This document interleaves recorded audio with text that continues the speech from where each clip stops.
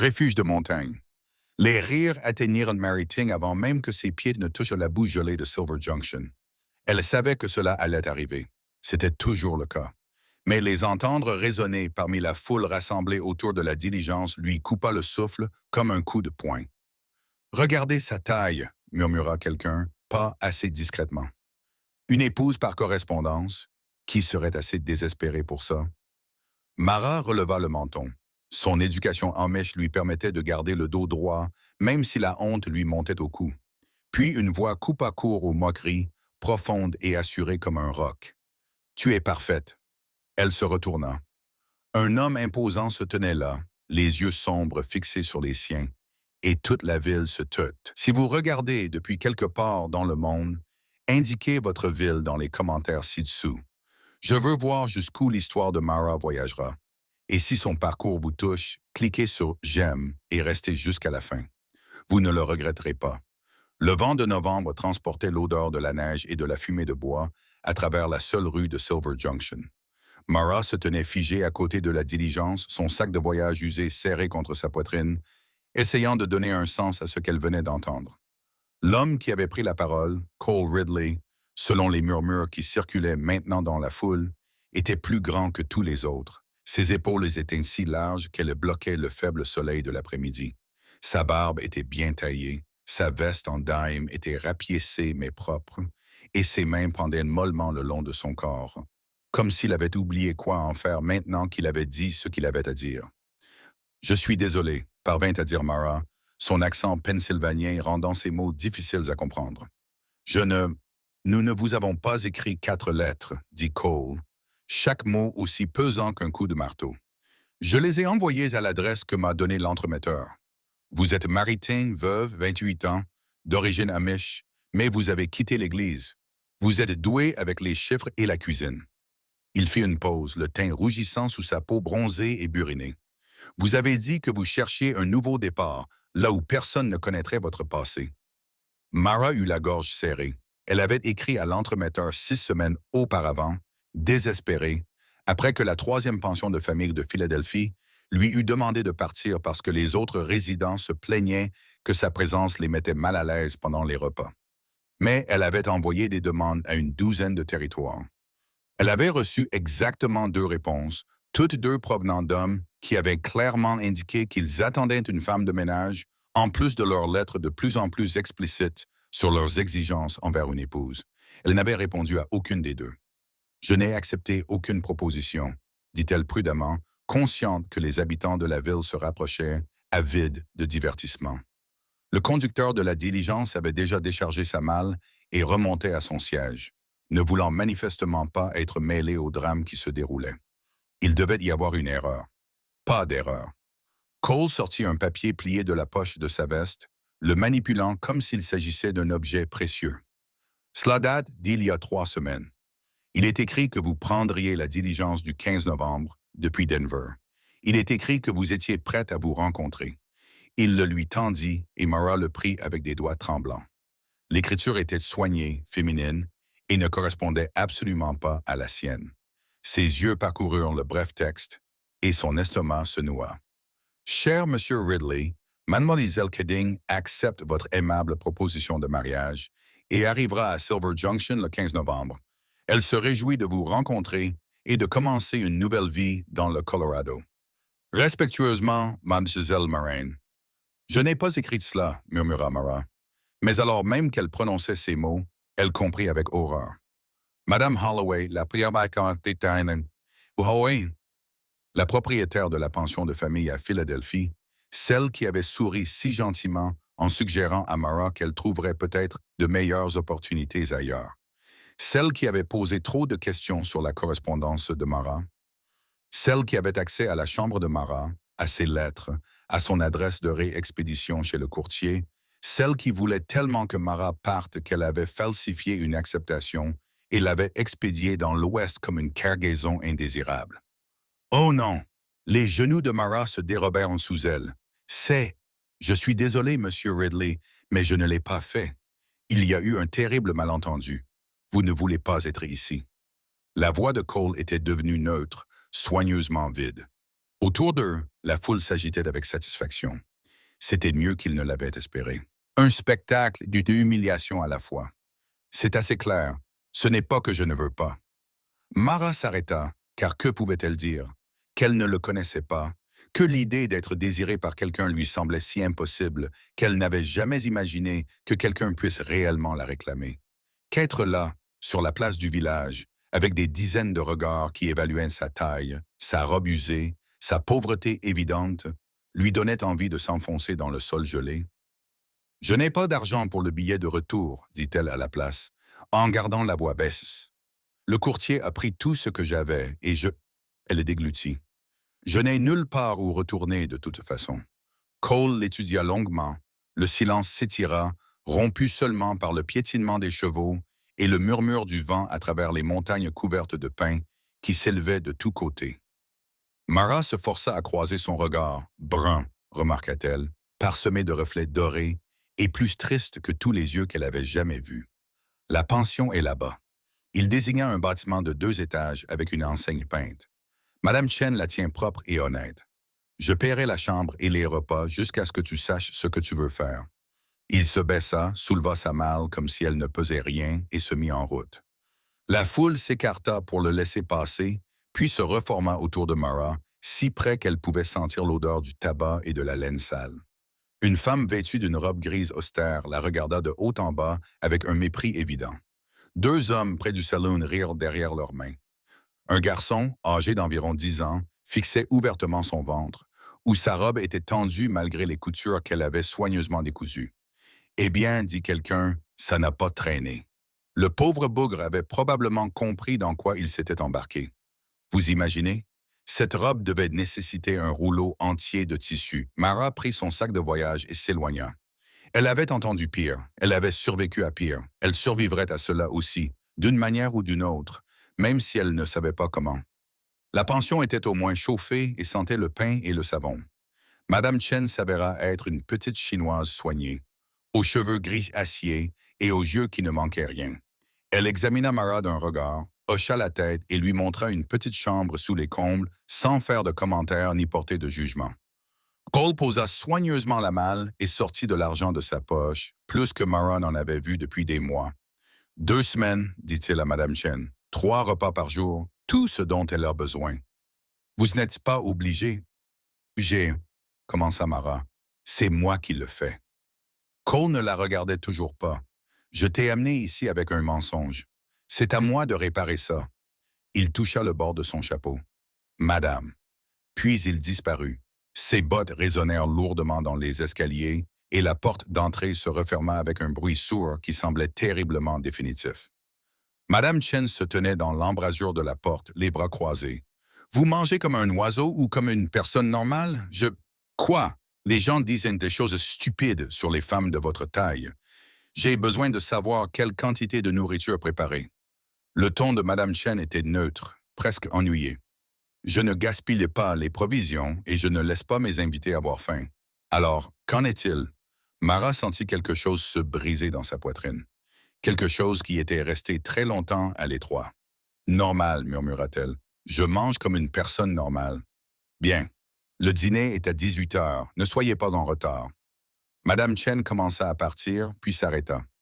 Cet homme, Cole Ridley, il est bizarre mais honnête. Il ne vient pas souvent en ville. Quand il vient, il paye ce qu'il doit et s'occupe de ses affaires. Quoi qu'il se soit passé entre vous deux, il arrangera les choses s'il a dit qu'il le ferait. Je ne le connais même pas. Personne ne le connaît. Il vit dans ces montagnes depuis 8 ans, depuis la mort de son père. Il reste discret. Madame Chen haussa les épaules. Mais il t'a amené ici et il a payé pour ton séjour. Ça veut dire quelque chose. Après son départ, Mara s'assit sur le lit étroit et fixa ses mains. Elles étaient gercées par des années de lessive, marquées par les brûlures qu'elle avait subies à l'usine avant cela, et calleuses à cause du travail à la ferme avant cela. Les filles Amish apprenaient à travailler dès leur plus jeune âge, et Mara était forte, assez forte pour transporter de l'eau, ramasser le foin, récurer les sols jusqu'à ce qu'ils brillent, assez forte pour survivre aux coups de poing de son mari lorsqu'il buvait, ce qui était souvent le cas. Assez forte pour quitter tout ce qu'elle connaissait, Lorsque les anciens de l'Église lui avaient clairement fait comprendre qu'une femme qui poussait son mari à la violence par ses propres fautes n'était pas la bienvenue dans leur communauté. Elle avait alors 24 ans. 4 années de pauvreté extrême, de chambres bon marché et de travail encore moins bien rémunéré avaient suivi. 4 années à voir les visages des gens changer lorsqu'ils la voyaient. L'intérêt se transformant en dégoût, la politesse se transformant en mépris. 4 années pendant lesquelles on lui avait répété de 1000 façons que son corps était anormal, excessif, quelque chose dont elle devait s'excuser. Et maintenant, elle se trouvait dans une ville de montagne du Colorado, liée à un inconnu par une lettre falsifiée et ces mots inexplicables. Tu es parfaite. Mara serra son châle autour d'elle. Elle l'avait appris depuis longtemps à ne pas se fier à la gentillesse. Elle s'accompagnait toujours de conditions, d'attentes qu'elle ne pourrait jamais satisfaire. Mais elle était aussi suffisamment pragmatique pour savoir qu'elle n'avait plus le choix. Demain, elle commencerait à chercher du travail. Quelqu'un dans cette ville avait besoin de faire sa lessive, de nettoyer ses sols ou de tenir sa comptabilité. Elle se rendrait suffisamment utile pour qu'on oublie sa taille, son histoire, son étrangeté. Elle survivrait. Elle avait toujours survécu. Le dîner dans la salle à manger de la pension était un exercice d'humiliation contrôlée. Mara prit place à l'extrémité de la longue table, aussi loin que possible des autres convives. Ils étaient 7. Une famille de 4 personnes en route vers une concession minière, 2 marchands et une femme âgée qui rendait visite à sa fille. Ils se turent tous lorsque Mara entra, leurs yeux suivant ses mouvements comme si elle était une curiosité exposée. Madame Chen servit sans faire de commentaires. Ragoût de chevreuil, pain frais, pêche en conserve. La nourriture était bonne, simple et chaude. Mara mangea avec précaution, consciente de chaque bouchée, de chaque gorgée. La plus jeune enfant de la famille, une fillette d'environ 6 ans, la fixait ouvertement jusqu'à ce que sa mère lui siffle de faire attention à ses manières. « Vous êtes la mariée par correspondance », dit brusquement l'un des marchands, celle que Ridley a rejetée dans la rue. Mara posa sa cuillère avec un calme délibéré. Il y a eu un malentendu dans la correspondance. Je dirais même plus. L'homme sourit. Je ne peux pas lui en vouloir d'avoir changé d'avis après avoir vu ça. Madame Chen apparut à côté de l'homme avec une cafetière, la voix dure comme le diamant. « Vous voulez bavarder comme une lavandière? Faites-le au saloon, pas à ma table. » Le marchand se calma, mais le mal était fait. Les autres convives échangèrent des regards complices, et le reste du repas se déroula dans un silence pesant. Mara se força à finir son ragoût. Elle avait trop souvent souffert de la faim pour gaspiller de la nourriture, puis elle s'excusa aussi rapidement que le permettait la courtoisie. De retour dans sa chambre, elle alluma la petite lampe et sortit la boîte où elle gardait ses quelques trésors. Des lettres de sa sœur, toujours à l'église, une photo de ses parents, tous deux décédés à présent, le dé à coudre en argent que sa grand-mère lui avait donné. Et au fond, enveloppé dans un tissu doux, son alliance. Elle avait vendu la bague de son mari la semaine suivant sa mort, après qu'il se soit cassé le cou en tombant de cheval alors qu'il était ivre. Mais elle avait gardé sa propre bague, sans trop savoir pourquoi. Par habitude, peut-être, ou comme preuve que quelqu'un l'avait un jour aimé suffisamment pour lui faire des vœux, même si ses vœux avaient tourné à la cendre. Mara leva le mince anneau d'or à la lumière de la lampe. Puis, d'un geste décidé, elle l'enveloppa à nouveau et rangea la boîte. Cette vie était terminée. Cette vie, quelle qu'elle soit, serait différente. Il le fallait. On frappa à la porte le lendemain matin, juste après l'aube. Mara était réveillée depuis des heures, incapable de dormir, et était déjà habillée lorsque Madame Chen l'appela depuis l'escalier. « Mademoiselle Cadding, vous avez un visiteur. » Mara sentit son estomac se nouer. Elle descendit les marches avec précaution et trouva Cole Ridley debout dans le hall d'entrée, son chapeau à la main. Dans la lumière du matin qui filtrait à travers les fenêtres, il semblait encore plus grand qu'hier et encore plus mal à l'aise. « Mademoiselle Cadding, » dit-il en hochant la tête, aussi formel qu'un étranger, « je me demandais si vous accepteriez de faire une promenade avec moi. J'ai besoin de parler. » Tous les instincts de Mara lui criaient de refuser, mais Madame Chen observait la scène avec un vif intérêt, et Mara avait déjà causé suffisamment de remous. D'accord, elle alla chercher son châle, et ils sortirent dans un matin si froid qu'il était douloureux de respirer. La rue était presque déserte, trop tôt pour que les magasins ouvrent, trop tard pour que les mineurs se rendent à leur concession. Cole se mit à marcher vers la sortie de la ville sans dire un mot, et Mara le suivit, ses bottes crissant sur la boue gelée.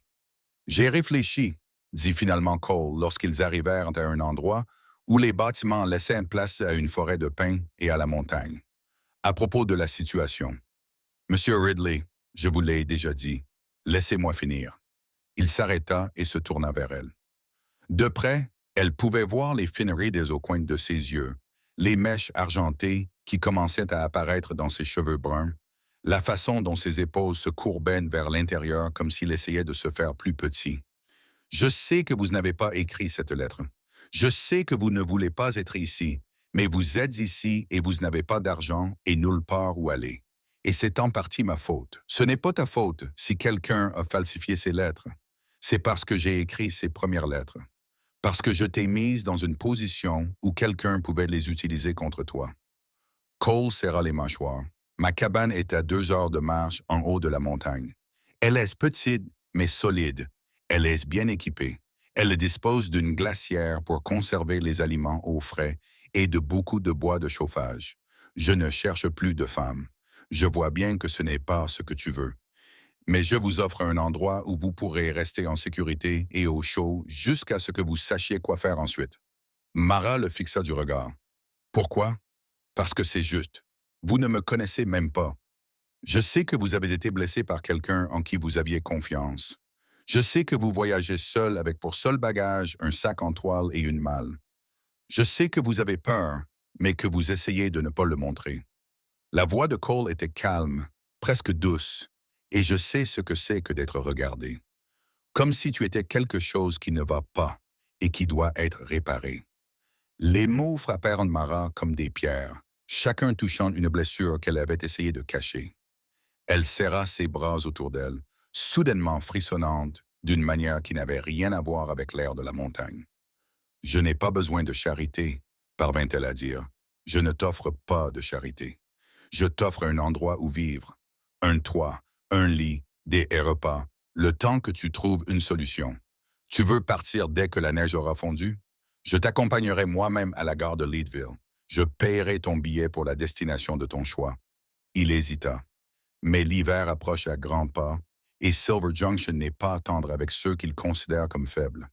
Chez moi, au moins on te laissera tranquille. Mara regarda derrière lui les montagnes, imposantes et indifférentes, belles dans leur cruauté. Elle pensa à la pension, aux escaliers et aux chuchotements, à ses tentatives pour trouver du travail dans une ville qui avait déjà décidé qu'elle était une plaisanterie, au sourire satisfait de Madame Holloway lorsqu'elle avait fermé la porte de la chambre de Mara pour la dernière fois.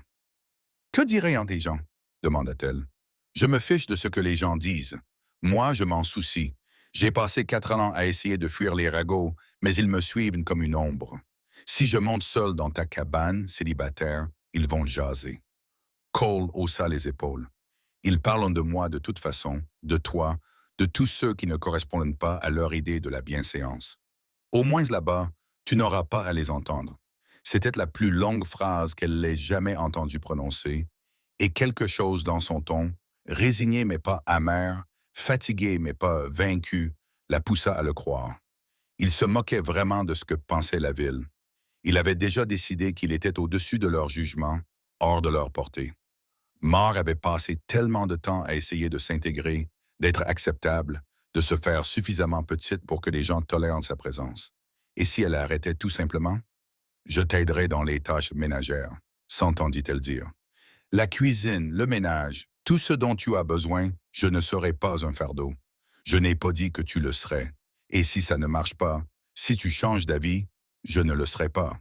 Mais si vous le faites, je vous ramènerai, sans poser de questions, sans faire d'histoire. » Cole la regarda fixement. « Je ne suis pas votre mari, mademoiselle Cuding. Je ne vais pas vous faire de mal, ni vous piéger, ni vous transformer en quelqu'un que vous n'êtes pas. Je vous offre simplement un hiver pour vous reposer. » « Un hiver pour me reposer? » Mara ne se souvenait pas de la dernière fois où elle s'était reposée. Vraiment reposée, sans crainte ni vigilance, sans guetter constamment le prochain coup. « D'accord, » murmura-t-elle, « je viendrai. » Quelque chose s'adoucit sur le visage de Cole, si subtilement qu'elle faillit ne pas le remarquer. Il hocha une fois la tête. Je vais chercher votre mâle. Nous partirons dans l'heure qui suit, avant que le temps de change. Il repartit vers la ville, et Mara resta debout dans le froid matinal de la montagne, regardant son souffle former des volutes blanches dans l'air. Elle venait d'accepter de vivre seule dans la nature sauvage avec un inconnu, dans une cabane située à 2 heures de route de l'être humain le plus proche, alors que l'hiver approchait. Tout son bon sens lui criait que c'était de la folie, mais toutes les parties meurtries, fatiguées et désespérées d'elles-mêmes lui murmuraient que peut-être, juste peut-être, c'était la première décision sensée qu'elle avait prise depuis des années. Le chariot était vieux mais solide. Le cheval était une jument baie patiente qui regardait Mara avec un intérêt modéré. Cole chargea sa malle avec le même soin qu'il avait montré auparavant, l'attachant avec une corde pour qu'elle ne bouge pas sur la route accidentée. Il avait apporté des provisions du magasin général, de la farine, du sucre, du café, du sel du parme, et les avait rangées autour du coffre avec l'efficacité d'une longue pratique. Madame Chen sortit pour dire au revoir, empressant un petit paquet dans les mains de Mara. Des bonbons au gingembre, dit-elle. Pour le mal de l'altitude, si vous en souffrez. Certaines personnes en souffrent la première fois qu'elles montent en montagne.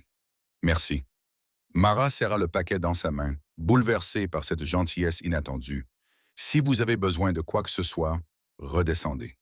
Ne laissez pas votre fierté vous retenir là où vous ne voulez pas être. Les yeux sombres de Madame Chen se posèrent sur Cole, qui vérifiait le harnais. Et ne laissez pas la solitude vous rendre stupide non plus.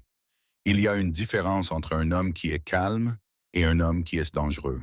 Veillez à savoir lequel il est, puis elle disparut. Elle retourna dans la pension, laissant Mara monter sur le siège du chariot. Il était plus haut et plus large qu'elle ne l'avait imaginé, construit pour la taille de Cole, réalisa-t-elle. Il se hissa sans effort à côté d'elle et prit les rênes. Prête, Mara acquiesça, ne faisant pas confiance à sa voix. Ils traversèrent Silver Junction Single Street, passèrent devant le saloon, le bureau des essayeurs et l'écurie. Quelques personnes les regardaient depuis les portes et les fenêtres, leurs visages exprimant tantôt de la curiosité, tantôt du mépris. Près de l'église, une femme vêtue d'une belle robe verte leur tourna carrément le dos, sa posture exprimant clairement son désaccord. Cole ne sembla pas le remarquer. Il fit avancer le maire à un rythme régulier, la guidant sur un chemin étroit qui montait, montait, montait dans les montagnes. En quelques minutes, la ville disparut derrière eux. La route, qui n'était en réalité que 2 ornières creusées par des années de passage de roues de charrette, grimpait à travers une forêt de pins si dense qu'elle bloquait le ciel. L'air devenait plus froid, plus rare, parfumé de sève et de pierre. Mara se surprit à respirer plus fort, la poitrine serrée, et se souvint de l'avertissement de Madame Chen concernant l'altitude. Elle déballa un bonbon au gingembre et le laissa fondre lentement sur sa langue, sa douceur piquante dissipant sa nausée. Cole conduisait en silence, ses grandes mains reposant tranquillement sur les rênes. La charrette tanguait et cahotait sur les racines et les rochers, et Mara s'agrippait au siège pour ne pas être éjectée. Une fois, le maire s'arrêta devant un ruisseau et Cole lui murmura quelque chose à voix basse jusqu'à ce qu'elle s'avance dans l'eau glacée, les faisant traverser sans incident. « À quelle fréquence venez-vous en ville ?» demanda Mara, qui avait besoin de rompre le silence. « Une fois par mois, parfois moins en hiver. Pour vous approvisionner et vérifier le courrier. » Il resta silencieux pendant un moment. « Mon père fabriquait des meubles, de magnifiques meubles, des chaises, des tables, des armoires. Il les vendait par l'intermédiaire d'un revendeur à Denver. Après sa mort, j'ai repris l'activité. J'expédie les meubles dès qu'ils sont terminés. Je reçois le paiement par courrier. Vous êtes menuisier, entre autres choses. » Cole désigna l'endroit où la piste se rétrécissait entre 2 énormes rochers. « Accrochez-vous bien, ça va secouer. » Et ce fut le cas. Le chariot raclait et rebondissait, et Mara sentait ses dents claquer dans sa mâchoire. Mais ils finirent par passer et la forêt s'ouvrit sur une petite clairière où se trouvait une cabane. Elle était plus grande que Mara ne l'avait imaginé, construite en rondins entiers jointoyés à l'argile, avec une cheminée en pierre et de vraies fenêtres en verre. Un porche couvert longeait la façade et, derrière la cabane, elle pouvait voir une source construite au-dessus d'un ruisseau, un abri à bois rempli de bûches fendues et ce qui semblait être un atelier avec une entrée séparée. De la fumée s'échappait de la cheminée. Cole avait dû entretenir le feu avant de partir. C'est magnifique, dit Mara, et elle le pensait vraiment. Cole arrêta le maire et serra le frein. C'est chez moi. Il descendit et fit le tour pour aider Mara, lui tendant la main. Elle la prit, surprise par la douceur de sa poigne, la façon dont il la stabilisait sans la saisir ni la tirer. Puis il déchargea sa malle et la porta jusqu'à la cabane comme si elle ne pesait rien. Mara le suivit et entra dans une grande pièce unique qui servait de cuisine, de salle à manger et de salon. Le mobilier était clairsemé mais solide. Une table avec 2 chaises, un fauteuil à bascule près de la cheminée, des étagères contenant de la vaisselle et des provisions. Une échelle menait à une mezzanine au-dessus. Tout était propre et bien rangé et sentait la fumée de bois et le pin. La mezzanine est à toi, dit Cole en posant sa malle au pied de l'échelle. Je dors ici. Ici près du feu. Il y a un pot de chambre là-haut et une bassine pour se laver. Les toilettes sont derrière la cabane, à une quinzaine de mètres. Il y a un loquet pour empêcher les animaux d'entrer. Mara regarda autour d'elle, essayant de comprendre où elle se trouvait réellement. Où dors-tu? Cole désigna un sac de couchage rangé dans un coin. Là. Il fait assez chaud près du feu et je me lève tôt de toute façon. Je ne peux pas prendre ton lit.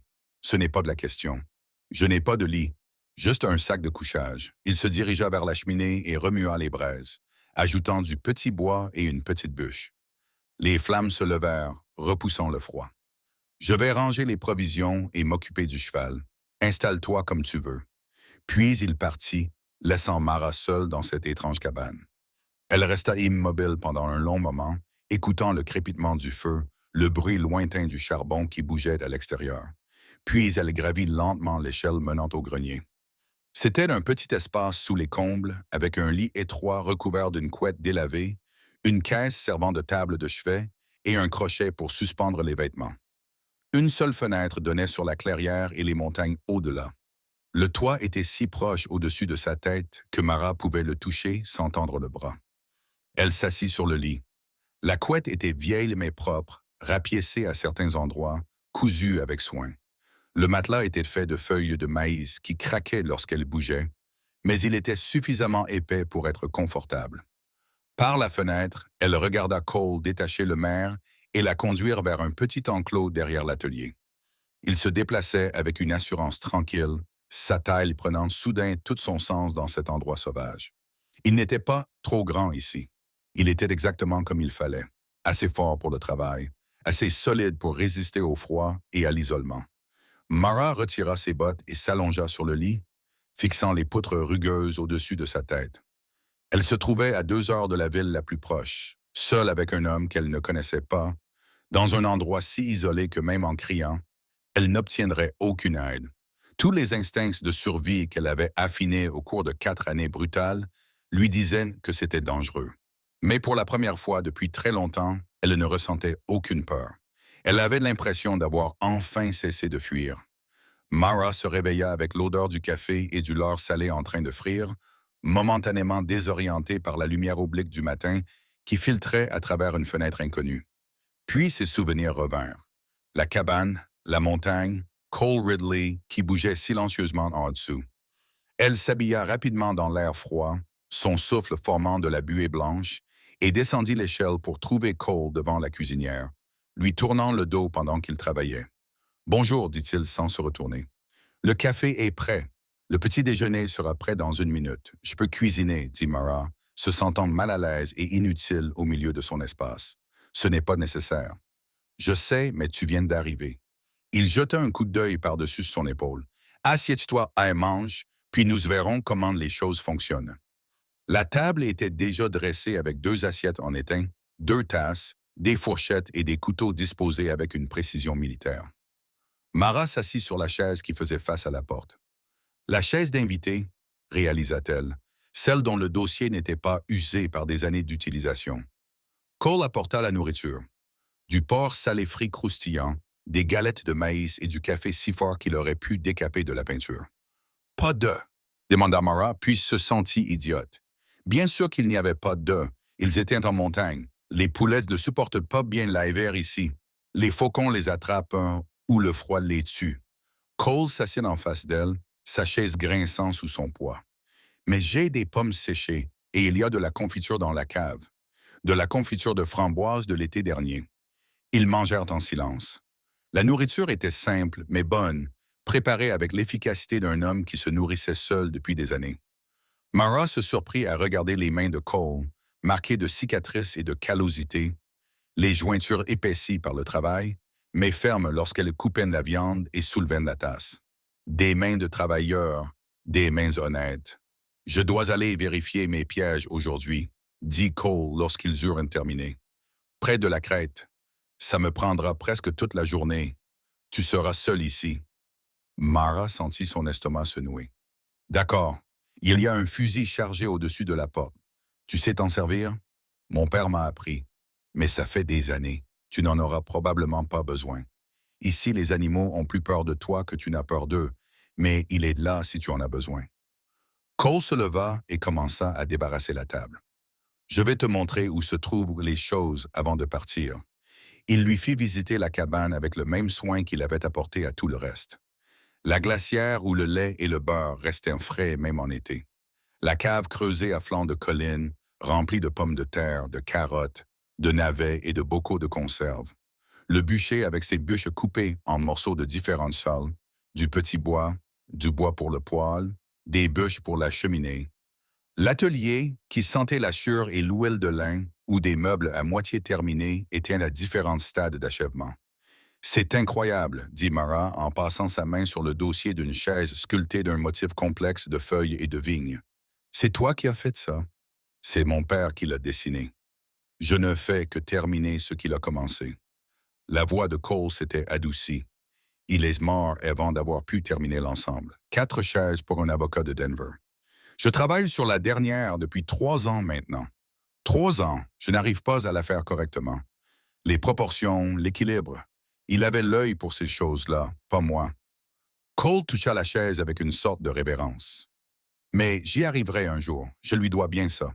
Mara voulait en savoir plus sur son père, sur les raisons pour lesquelles il vivait seul, sur la tristesse qui habitait son regard comme un invité permanent. Mais Cole se dirigeait déjà vers la porte, enfilant un manteau épais et un chapeau.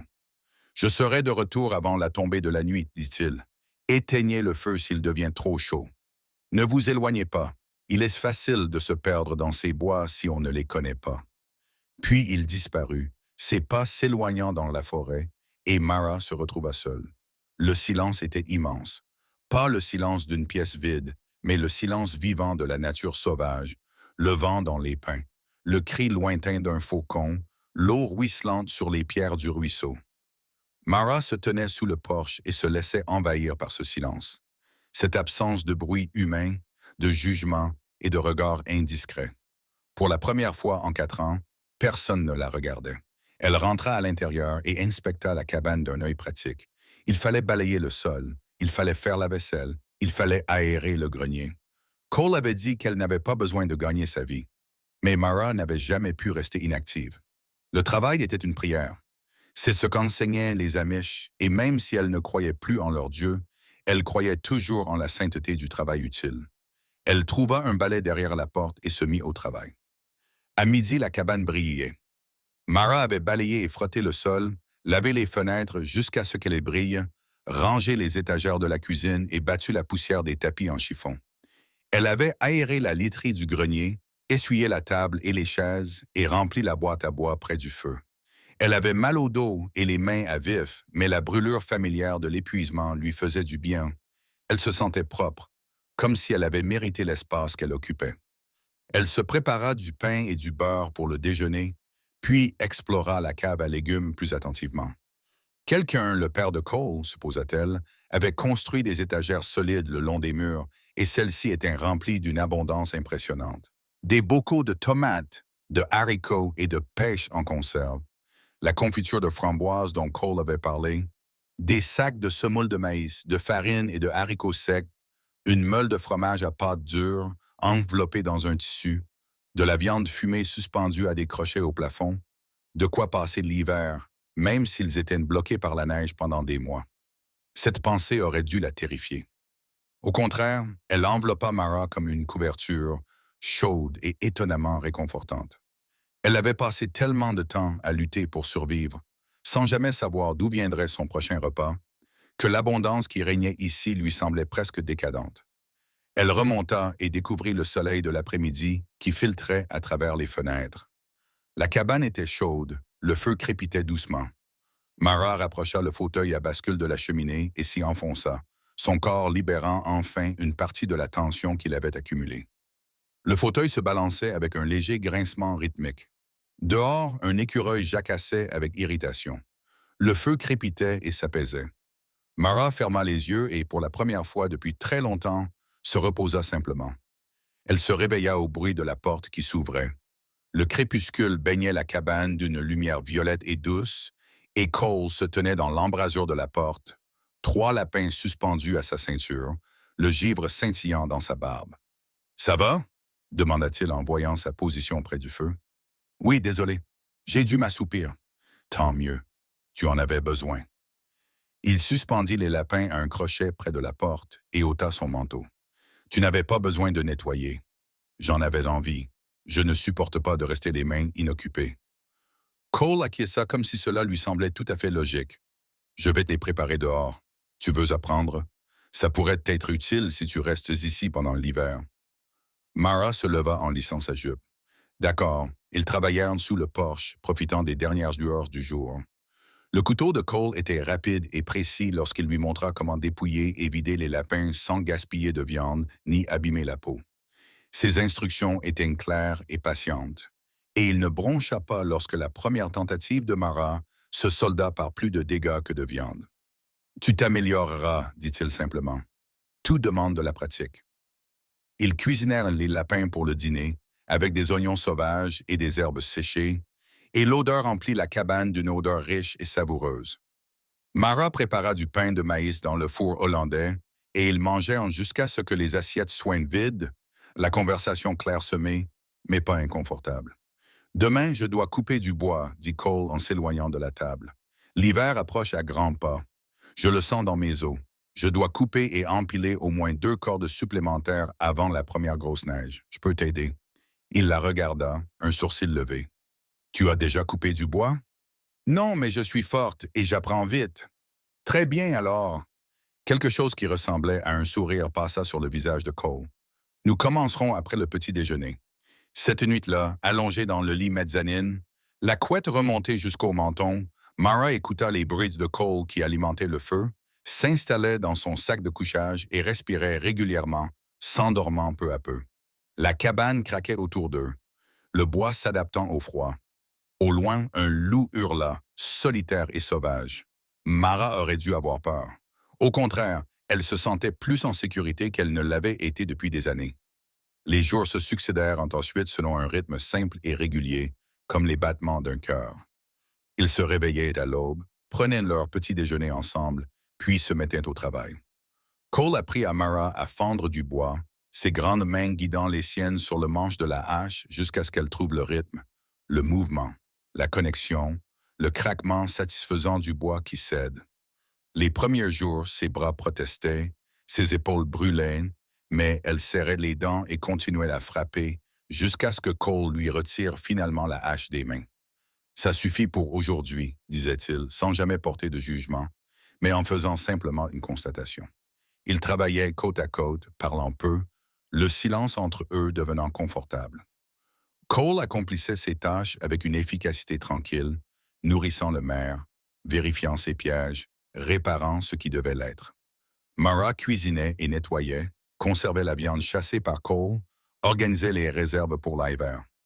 Le soir, Cole travaillait sur la chaise de son père, tandis que Mara raccommodait leurs vêtements à la lumière d'une lampe. Le grattement de son rabot et le murmure de son aiguille étaient les seuls sons. C'était, pensait Mara, la vie la plus paisible qu'elle ait jamais connue. Mais la paix, avait-elle appris, était toujours temporaire. La première neige tomba 3 semaines après l'arrivée de Mara, tombant doucement et abondamment pendant la nuit. Elle se réveilla dans un monde transformé, tout était blanc et silencieux. La cabane était ensevelie jusqu'au rebord des fenêtres. Cole était déjà debout, creusant un chemin vers le bûcher. « La tempête n'est pas terminée, » dit-il lorsque Mara sortit, enveloppée dans son châle. « Ce n'est que le début. Nous allons être bloqués par la neige pendant des jours, voire des semaines. » Il avait raison.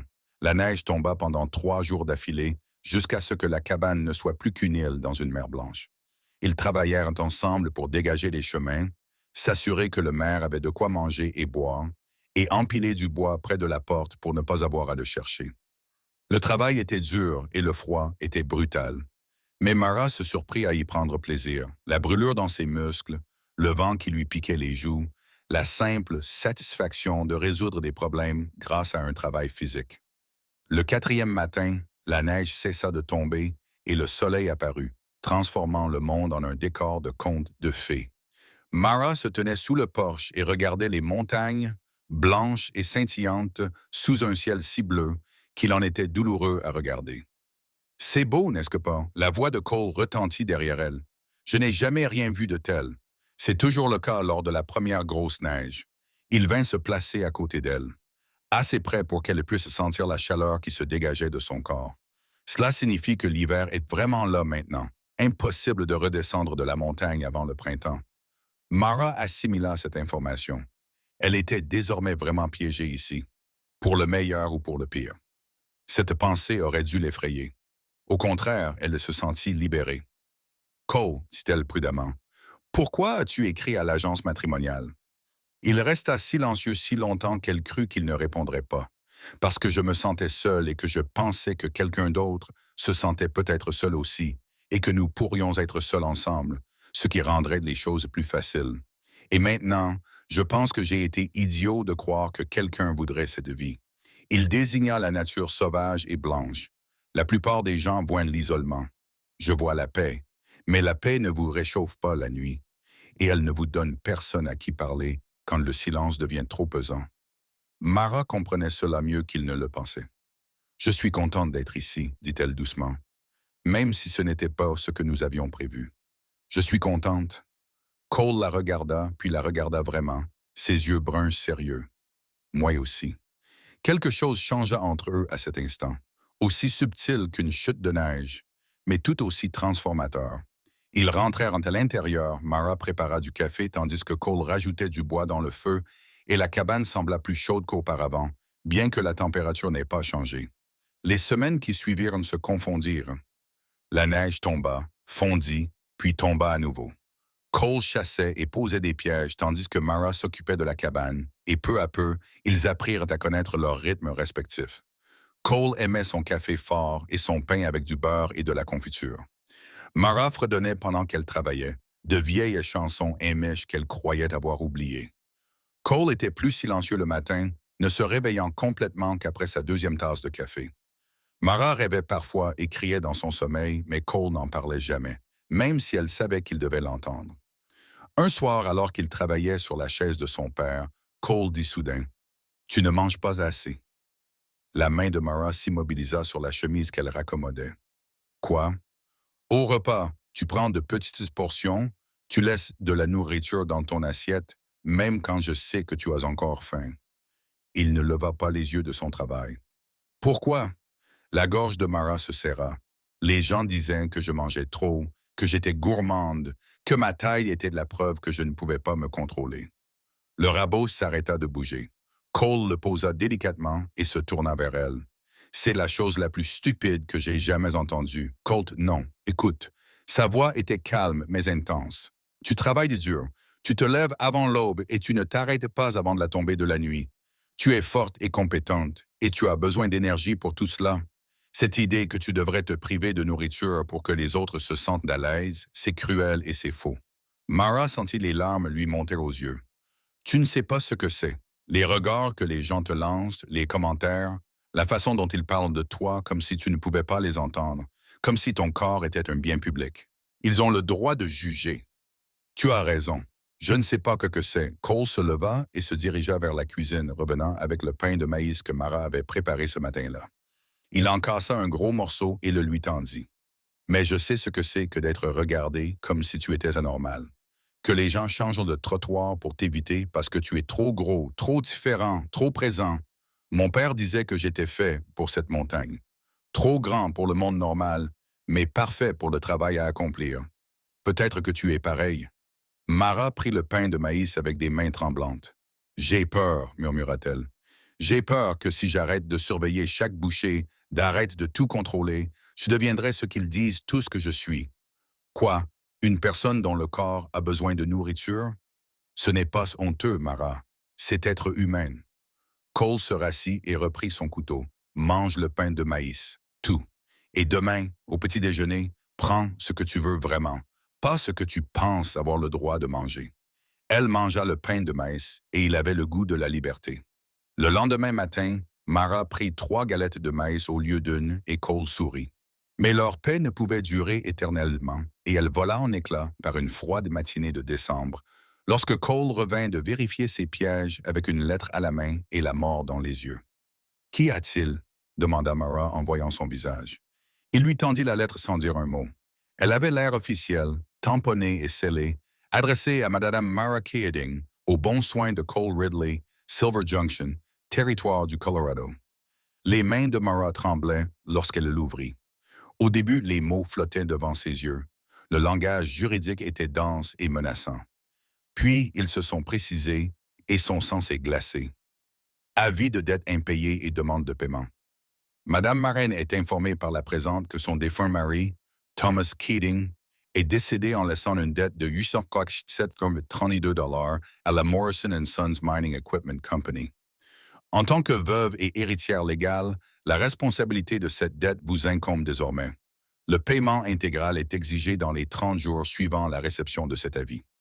À défaut de paiement, vos biens seront saisis ou, si vous ne possédez aucun bien de valeur, vous serez envoyé au camp minier de Morrison pour une période de travail forcé ne dépassant pas 3 ans, conformément à la loi territoriale du Colorado. La lettre continuait, mais Mara ne pouvait plus lire. Sa vision se brouillait, sa poitrine se serrait si fort qu'elle ne pouvait plus respirer. 847 $. Elle n'avait rien. Pas d'argent, pas de biens, aucun moyen de payer. Et l'alternative, 3 ans, murmura-t-elle. Ils veulent que je travaille 3 ans dans un camp minier. Non, la voix de Cole était neutre. Absolument. Cela n'arrivera pas. Cole, c'est la loi. Ils m'ont traqué à travers 3 territoires pour me retrouver. Je ne peux pas simplement dire non. Il lui prit la lettre des mains et la lut avec une lenteur méthodique. Morrison et Fils, je les connais. Ils sont corrompus jusqu'à la moelle. Ils rachètent des dettes pour quelques centimes, puis utilisent la loi territoriale pour les transformer en travail forcé. C'est de l'esclavage légal, tout le monde le sait, mais les tribunaux s'en moquent parce que les compagnies minières possèdent les juges. Mara s'assit lourdement, ses jambes se dérobant sous elle. Qu'est-ce que je vais faire? Cole resta silencieux pendant un long moment, la mâchoire crispée. Puis il plia la lettre avec une précision minutieuse et la regarda avec une lueur féroce et protectrice dans les yeux. « Tu vas rester ici, et je vais trouver une solution, dit-il. J'ai mis de l'argent de côté grâce à la vente de meubles. Peut-être assez pour... Non, je ne peux pas te laisser faire. Tu peux, et tu le feras. » Cole s'approcha d'elle et s'agenouilla pour être à la hauteur de ses yeux. « Écoute-moi, Mara.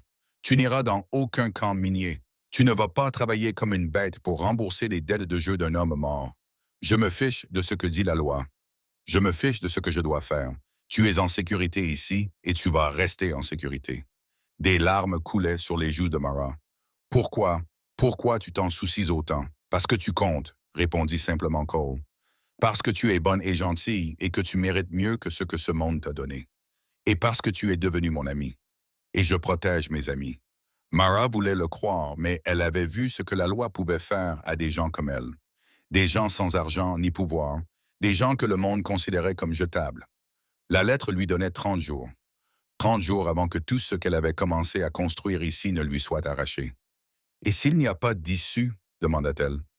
La main de Cole, grande, chaude et ferme, recouvrit la sienne. « Alors nous en trouverons une quand même. » Cole se rendit à Silver Junction le lendemain matin, malgré les protestations de Mara. La lettre était pliée dans la poche de son manteau et la détermination se lisait sur chaque trait de son visage. Il revint juste avant la tombée de la nuit, les épaules couvertes de neige, et le regard de ses yeux dit à Mara tout ce qu'elle avait besoin de savoir avant même qu'il ne parle. « Le shérif dit que la dette est légale, » dit Cole, et suspendant son manteau près de la porte, avec des mouvements contrôlés qui trahissaient sa fureur. Il dit que Morrison & Sons ait rempli tous les documents nécessaires. Il dit que si tu ne payes pas ou si tu ne te présentes pas au camp minier avant le 15 janvier, ils enverront des hommes te chercher. Les mains de Mar se crispèrent sur le torchon qu'elle utilisait. Tu as demandé à propos de l'argent? Si je pouvais payer, est-ce que j'aurais demandé? Il a ri. La voix de Cole était d'un calme mortel. Même si j'avais 800 dollars, ce qui n'est pas le cas, tout le monde le sait, payer les dettes de ton mari me rendrait légalement responsable de toi. Il m'a dit que je devrais t'épouser pour que ce soit en règle. Et nous savons tous les deux que cela n'arrivera pas. Ces mots firent plus mal à Mara qu'elle ne voulait l'admettre. Donc, il n'y a rien à faire. Je n'ai pas dit ça. Cole s'approcha du feu et fixa les flammes. Je suis aussi allé voir le juge Preston. C'est l'un des rares hommes honnêtes de cette région. C'est ce que les gens disent, en tout cas. Je lui ai raconté toute l'histoire, la lettre falsifiée, votre venue ici, l'avis de dette, et je lui ai demandé s'il existait un moyen légal de lutter contre cela. Et il m'a répondu, la loi est claire, les veuves héritent des dettes au même titre que des biens, à moins que je puisse prouver que la dette elle-même est frauduleuse, ou à moins que vous puissiez la payer, vous êtes liés par la loi territoriale. Cole baissa les épaules. Il était désolé. C'est ce qu'il a dit. Je suis désolé, Monsieur Ridley, mais j'ai les mains liées. Mara posa le torchon et se dirigea vers la fenêtre, regardant la forêt qui s'assombrissait. 30 jours. Elle les comptait comme une condamnation à mort. Chaque lever de soleil la rapprochait du moment où des hommes viendraient l'emmener. Elle pensa au camp minier dont elle avait entendu parler. Les femmes y travaillaient jusqu'à l'épuisement, vivant dans des conditions qui faisaient passer la pauvreté pour un luxe, soumises aux caprices de contremaîtres qui les considéraient comme leur propriété. « Je pourrais m'enfuir, dit-elle doucement. »« Où ça? » Le reflet de Cole apparut dans la vitre à côté de la sienne. « Ils t'ont suivi jusqu'ici. Ils te suivront plus loin, et l'hiver est là. Tu ne tiendrais pas une semaine seule dans la nature. Alors, que dois-je faire? » Cole resta silencieux si longtemps que Mara se tourna vers lui. Son visage était le théâtre d'une lutte entre la colère et autre chose, quelque chose de plus doux et de plus effrayant. « Il y a peut-être un moyen, dit-il finalement. Mais tu ne vas pas l'aimer. Dis-moi. Avant de mourir, mon père a déposé une demande à Thunder Ridge, une demande d'exploitation aurifère. Il avait trouvé suffisamment d'or dans le ruisseau pour l'enregistrer légalement, mais il ne l'a jamais exploité. Il disait que l'or rendait les hommes fous, leur faisait oublier ce qui était important. Il voulait fabriquer des meubles, pas courir après des rêves dans la boue. Cole se dirigea vers l'échelle, grimpa à mi-hauteur et tendit la main vers les chevrons du grenier. Il redescendit avec une boîte en bois, poussiéreuse et scellée à la cire. Il m'a laissé l'acte. Il m'a fait promettre de ne l'utiliser que si je n'avais pas d'autre choix. Le cœur de Mar se mit à battre à toute vitesse. Combien d'or? Je ne sais pas. Peut-être une fortune. Peut-être rien. Cole posa la boîte sur la table, mais ne l'ouvrit pas. La concession se trouve à 2 jours de voyage d'ici. Au-delà de la ligne d'arbres, là où la neige est assez profonde pour engloutir un homme. C'est une région dangereuse et nous devrons travailler vite. Aller là-bas. Trouver assez d'or pour payer ta dette. Revenir avant que le temps ne se détériore. S'il nous surprend une tempête, il n'avait pas besoin de finir sa phrase. Ils savaient tous les deux ce qui arrivait aux gens pris dans les tempêtes de montagne. « Quand partirions-nous? » demanda Mara. « Demain, après-demain, au plus tard. » Cole finit par briser le sceau de la boîte et en sortit d'un papier plié. L'acte était rédigé en caractères soignés, signé et certifié, revendiquant une parcelle de terre le long de Thunder Creek au nom de Henry Ridley.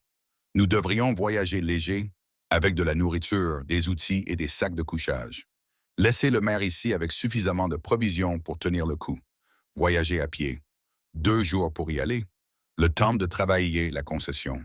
2 jours pour revenir. Mara fit le calcul dans sa tête. 1 semaine, peut-être plus. Et si nous ne trouvons pas assez d'or, alors nous reviendrons les mains vides et je t'épouserai. Les mots tombèrent dans le silence comme des pierres dans l'eau. Mara fixa Cole, certaine d'avoir mal entendu. Quoi? Le juge Preston avait été clair. Si j'assume la responsabilité légale de toi par le mariage, je peux payer tes dettes en tant que mari. Ce serait contraignant. Cole la regarda droit dans les yeux. Je le ferai, Mara. Si cela s'avère nécessaire, un mariage sur le papier, rien de plus. Tu serais en sécurité. La dette serait remboursée et une fois que les choses se seraient calmées, nous pourrions réfléchir à la suite. Tu m'épouserais pour me sauver d'un camp minier. Je t'épouserais parce que c'est juste, parce que tu mérites de pouvoir choisir ta propre vie, dit-il d'une voix plus douce. Mais j'espère que nous n'en arriverons pas là. J'espère que Thunder Ridge nous offrira une autre option. Mars avait le vertige. Une semaine auparavant, elle était seule au monde, rejetée et abandonnée. À présent, cet homme étrange, calme et incroyablement gentil lui proposait de s'attacher à elle légalement, financièrement et définitivement, juste pour la protéger. Pourquoi? Murmura-t-elle. Cole, pourquoi ferais-tu cela pour moi? Il détourna le regard, le visage rougissant. Parce que quand tu es là, la cabane ne semble plus aussi vide. Parce que tu fredonnes quand tu cuisines, que tu n'as pas peur du travail acharné et que tu me fais parfois rire sans même le vouloir. Il marqua une pause. Parce que je dors mieux en sachant que tu es dans le loft au-dessus de moi. Parce que cet endroit ressemble à nouveau à un foyer plutôt qu'à un simple endroit où j'existe. La confession resta suspendue entre eux, brute et honnête. Mara sentit quelque chose se briser dans sa poitrine. Quelque chose qu'elle avait gardé enfoui si longtemps qu'elle en avait oublié l'existence. Je le ressens aussi, dit-elle doucement. Le bien fondé d'être ici, de travailler ensemble. Je n'ai peut-être jamais ressenti cela auparavant. Les yeux de Cole retrouvèrent un des siens, et ce que Mara y vit lui coupa le souffle. Ce n'était ni de la pitié, ni de la charité, mais quelque chose de plus chaud, de plus profond, de plus effrayant. Alors, essayons d'abord Thunder Ridge, dit-il. Donnons-nous une chance de nous battre avant de prendre des décisions définitives. D'accord, d'accord. Ils passèrent le reste de la soirée à se préparer. Cole sortit la bâtée en or de son père et une petite pioche, toutes deux enduites d'huile et conservées avec soin. Il emballait de la nourriture qui ne gèlerait pas, des biscuits secs, de la viande séchée, de la semoule de maïs, du café, et roulait leur literie bien serrée. Mara raccommodait leurs vêtements les plus chauds, renforçant les coutures et reprisant les trous, son aiguille volant à la lumière de la lampe. Nous devrons tout nous dire, dit Cole tout en travaillant. Si tu commences à avoir trop froid, trop fatigué, si quelque chose ne va pas, dis-le-moi immédiatement. La fierté te tuera plus vite que le froid là où nous allons. Pareil pour toi. Je suis habitué à l'altitude. Non, tu ne l'es pas. Promette-le-moi, Mara. Elle croisa son regard à travers la cabane. Je te le promets. Ils partirent avant l'aube alors que le monde était encore sombre et gelé, leur souffle formant de la vapeur dans l'air glacial. Cole verrouilla la cabane derrière eux et cacha la clé sous une pierre. Puis il mit son sac à dos sur ses épaules et se mit en route. Mara suivit, son propre sac lourdement posé sur ses épaules, déjà essoufflé par l'air raréfié. Le premier jour fut brutal. Ils grimpèrent sans relâche, suivant un sentier que seul Cole pouvait voir, balisé par des marques sur les arbres et parfois par des cairns de pierre empilés. La forêt s'éclaircit à mesure qu'ils montaient, les pins laissant place à des broussailles tordues et à des rochers nus. Le vent se leva, transperçant les couches de vêtements de Mara comme si elles étaient en papier. Continue d'avancer, lui lança Cole. Ne te laisse pas refroidir. Mara continua d'avancer, les jambes en feu, les poumons en brûlure. L'altitude rendait chaque pas, chaque effort, chaque respiration un choix conscient. Elle se concentra sur le large dos de Cole devant elle, sur le rythme régulier de sa marche, et essaya de ne pas penser à la distance qu'il leur restait à parcourir. Ils s'arrêtèrent à midi à l'abri d'un affleurement rocheux. Cole alluma un petit feu et fit bouillir du café, puis ils mangèrent des biscuits ramollis dans le liquide chaud. Les mains de Mara tremblaient tandis qu'elle tenait sa tasse, l'épuisement s'installant dans ses os. Combien de chemin reste-t-il à parcourir aujourd'hui? Demanda-t-elle. Encore 3 heures jusqu'au premier campement. C'est une grotte protégée du vent. Nous y dormirons cette nuit. Demain, nous continuerons jusqu'à Thunder Ridge. Cole scruta son visage. Ça va? Je suis fatigué, mais je vais y arriver. Je sais que tu y arriveras. Il le dit avec une telle certitude que Mara faillit le croire. L'après-midi fut pire que la matinée. Le sentier devenait plus raide, l'air plus rare, le froid plus violent. La vision de Mara commença à se brouiller, des taches noires dansaient dans son champ de vision périphérique. Elle trébucha une fois, se rattrapa à un rocher et sentit immédiatement la main de Cole sur son coude. Doucement, dit-il, on y est presque. La grotte apparut comme un miracle. Une ouverture sombre dans le flanc de la montagne, assez profonde pour les protéger du vent. Cole la laissa entrer et la fit s'asseoir pendant qu'il allumait un feu à l'entrée, utilisant du bois sec qu'il avait ramassé là lors d'un précédent voyage. La chaleur se répandit lentement, repoussant le froid meurtrier. Bois ça. Il lui tendit un café sucré. Mange quelque chose, puis dors. Nous avons une longue journée demain. Mara obéit, trop fatiguée pour discuter. Le café était sucré et fort, redonnant vie à ses membres engourdis. Elle mangea de la viande séchée et du pain de maïs, se forçant à avaler malgré son épuisement, et sentit ses forces revenir petit à petit. Cole, dit-elle alors qu'il s'installait en face d'elle près du feu. Et s'il n'y avait pas d'or, et si nous avions fait tout ce chemin pour ne rien trouver? Alors nous rentrerons chez nous et je t'épouserai. Ce n'est pas le pire des destins. Il remua le feu, envoyant des étincelles tourbillonner vers le haut. Ce serait peut-être même agréable d'avoir quelqu'un avec qui partager la cabane de façon permanente. Quelqu'un qui ne craint pas l'isolement. Quelqu'un qui nous correspond. Tu donnes l'impression que c'est simple. Peut-être que ça l'est. Peut-être que c'est nous qui compliquons les choses. Il la regarda à travers les flammes. Dors un peu, Mara. Demain, nous découvrirons ce que mon père nous a laissé. Elle s'allongea dans son sac de couchage, fixant le plafond de la grotte, où dansaient les ombres et les reflets du feu. Cole resta éveillé, ajoutant du bois pour entretenir les flammes, sa silhouette solide et rassurante se détachant dans l'obscurité. Mara ferma les yeux et laissa la fatigue l'emporter, confiante qu'il les protégerait toute la nuit. Elle se réveilla à l'aube grise et trouva Cole déjà en mouvement, rangeant leur équipement avec une efficacité silencieuse. Ils prirent un petit déjeuner froid et repartirent, grimpant plus haut dans un paysage qui ne ressemblait presque plus à la terre.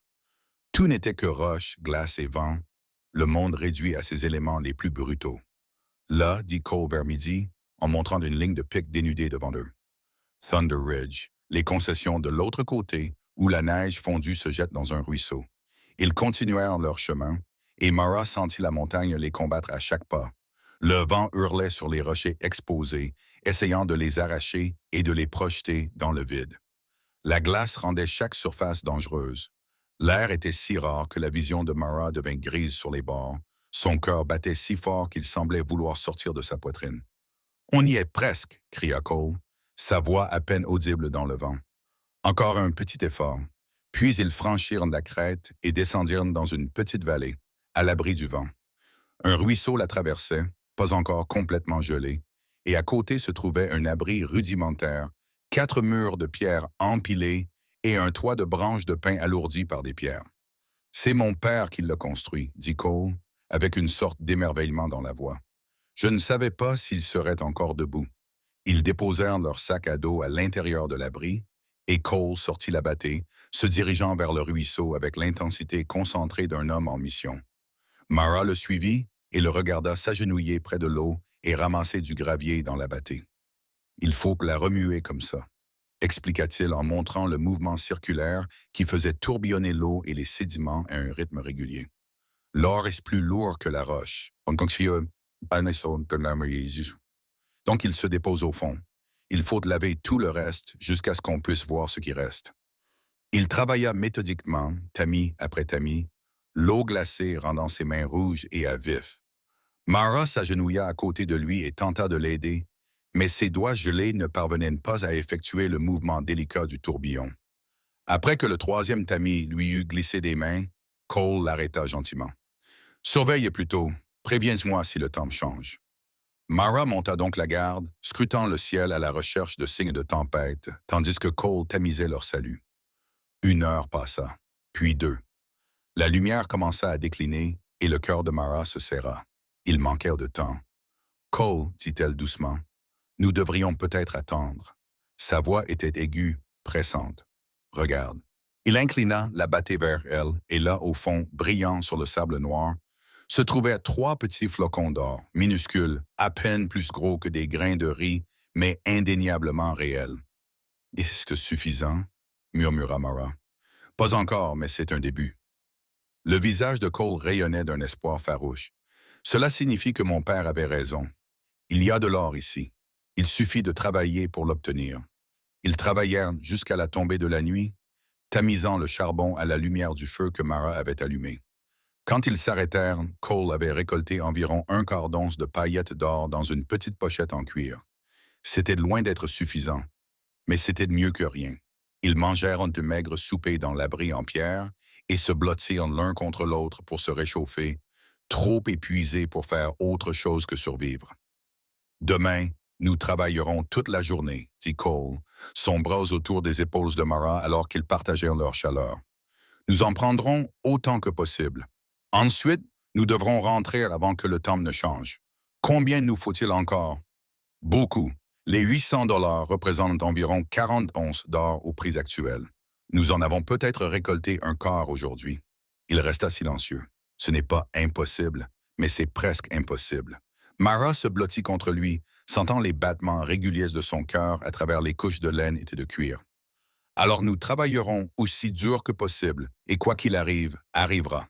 Au moins, nous aurons essayé. Au moins, nous aurons essayé, répéta Cole en serrant son bras autour d'elle. Ils dormirent par roulement, l'un d'eux restant toujours éveillé pour entretenir le feu, et se levèrent avant l'aube pour recommencer. Le deuxième jour fut une course contre le temps et les éléments. Cole travailla dans le ruisseau comme un possédé, ses mouvements devenant plus précis, plus désespérés. Au fil des heures, Mara l'aidait comme elle pouvait, ramassant davantage de gravier pour qu'il puisse le tamiser, entretenant le feu, faisant fondre de la neige pour avoir de l'eau potable. Dans l'après-midi, ils avaient récolté une autre demi-once, mais le ciel prenait une teinte gris-blanc qui annonçait de fortes chutes de neige. Cole fixait la petite pochette d'or, le visage crispé par la frustration. « Ce n'est pas suffisant, dit-il d'un ton neutre. Même si nous restons un jour de plus, voire deux. Il nous faudrait une semaine, voire plus, et nous n'avons pas autant de temps. Ensuite, nous rentrerons. » La voix de Mara était calme, malgré la peur qui lui serrait la gorge. « Nous prenons ce que nous avons. Nous rentrons et nous faisons ce que nous avons à faire. » Cole la regarda longuement, tandis que la neige commençait à tomber autour d'eux en gros flocons lourds. Puis il acquiesça et commença à rassembler leur équipement. Ils arrivèrent à la grotte le premier soir, mais la tempête les suivit, hurlante et violente. Au matin, le monde était blanc. Le sentier était complètement enseveli et la température avait tellement baissé que le souffle de Mara gelait dans ses poumons. « Nous sommes coincés, dit Cole en regardant la tempête. Cela pourrait prendre des jours avant que nous puissions repartir en toute sécurité. Combien de temps pouvons-nous tenir ici? Nous n'aurons plus de nourriture dans 3 jours, plus de bois dans 4. Il l'éloigna de l'entrée et la ramena vers la maigre chaleur de leur feu. Tout ira bien. La tempête ne peut pas durer éternellement. Mais elle dura. 3 jours de neige et de vent incessants qui transformèrent le monde en un enfer blanc. Ils rationnèrent soigneusement leur nourriture, brûlèrent leur bois de chauffage avec encore plus de parcimonie et essayèrent de ne pas penser à ce qui se passerait si la tempête ne cessait pas. La 3e nuit, blottis l'un contre l'autre pour se réchauffer, Mara finit par exprimer la peur qui grandissait dans sa poitrine. « Si nous ne rentrons pas à temps, si je rate la date limite, ils viendront me chercher de toute façon. Je sais, et tu seras à nouveau seul. » Cole la serra plus fort dans ses bras. « Ce n'est pas ce qui m'inquiète. Qu'est-ce qui t'inquiète? Que je dois vivre en sachant que je n'ai pas pu te protéger, que je t'ai amené ici pour rien. » Sa voix était rauque d'émotion. « Que je perde à nouveau quelqu'un qui compte pour moi. » Mara se retourna dans ses bras et leva les yeux vers son visage éclairé par la lueur du feu. « Je compte plus pour toi que je ne devrais probablement l'admettre, étant donné que nous ne nous connaissons que depuis quelques mois. » Cole leva la main et traça la ligne de sa mâchoire avec une douceur déchirante. « Tu comptes pour moi, Mara. Tu comptes tellement que cela m'effraie. » Elle leva la main et recouvrit la sienne. « Quand nous rentrerons, si nous rentrons, je t'épouserai. Pas à cause de la dette, pas parce que je n'ai pas le choix, mais parce que je le veux. Parce que tu m'as montré ce que signifie être traité comme si j'avais de la valeur. » Mara, laisse-moi finir. Elle prit une inspiration tremblante. « Je sais que ce n'était pas ce que tu voulais quand tu as écrit ces lettres. Je sais que tu cherchais quelque chose de différent. Mais si l'offre tient toujours, si tu veux toujours de moi, je serai honoré d'être ta femme. » Cole la regarda comme si elle lui avait offert quelque chose d'inestimable. Puis, Lentement, il inclina la tête et pressa son front contre le sien. Un geste si intime qu'il coupa le souffle à Mara. L'offre tient toujours, murmura-t-il. Elle tiendra toujours. Ils ne s'embrassèrent pas. D'une certaine manière, cela semblait trop précipité, malgré tout. Mais ils se serrèrent l'un contre l'autre pendant cette longue nuit. Et lorsque Mara finit par s'endormir, c'était avec une sérénité qu'elle n'avait jamais connue. La tempête se calma le quatrième matin. Ils emballèrent le peu qui restait de leurs provisions et commencèrent à descendre la montagne, avançant aussi vite qu'ils osaient dans la neige qui arrivait aux cuisses de Mara. Le trajet qui leur avait pris 1 jour et demi à l'aller leur prit 3 jours au retour. Prendre la piste dans la poudreuse fraîche, luttant contre l'épuisement, le froid et la peur constante d'une avalanche, mais ils y sont arrivés. Le 10 janvier, 5 jours avant la date limite de Mara, ils sont tombés par hasard sur la clairière autour de la cabane de Cole, à moitié gelée et complètement épuisés. Cole a ouvert la porte et allumé le feu tandis que Mara s'effondrait sur le sol, trop fatiguée pour même atteindre le loft.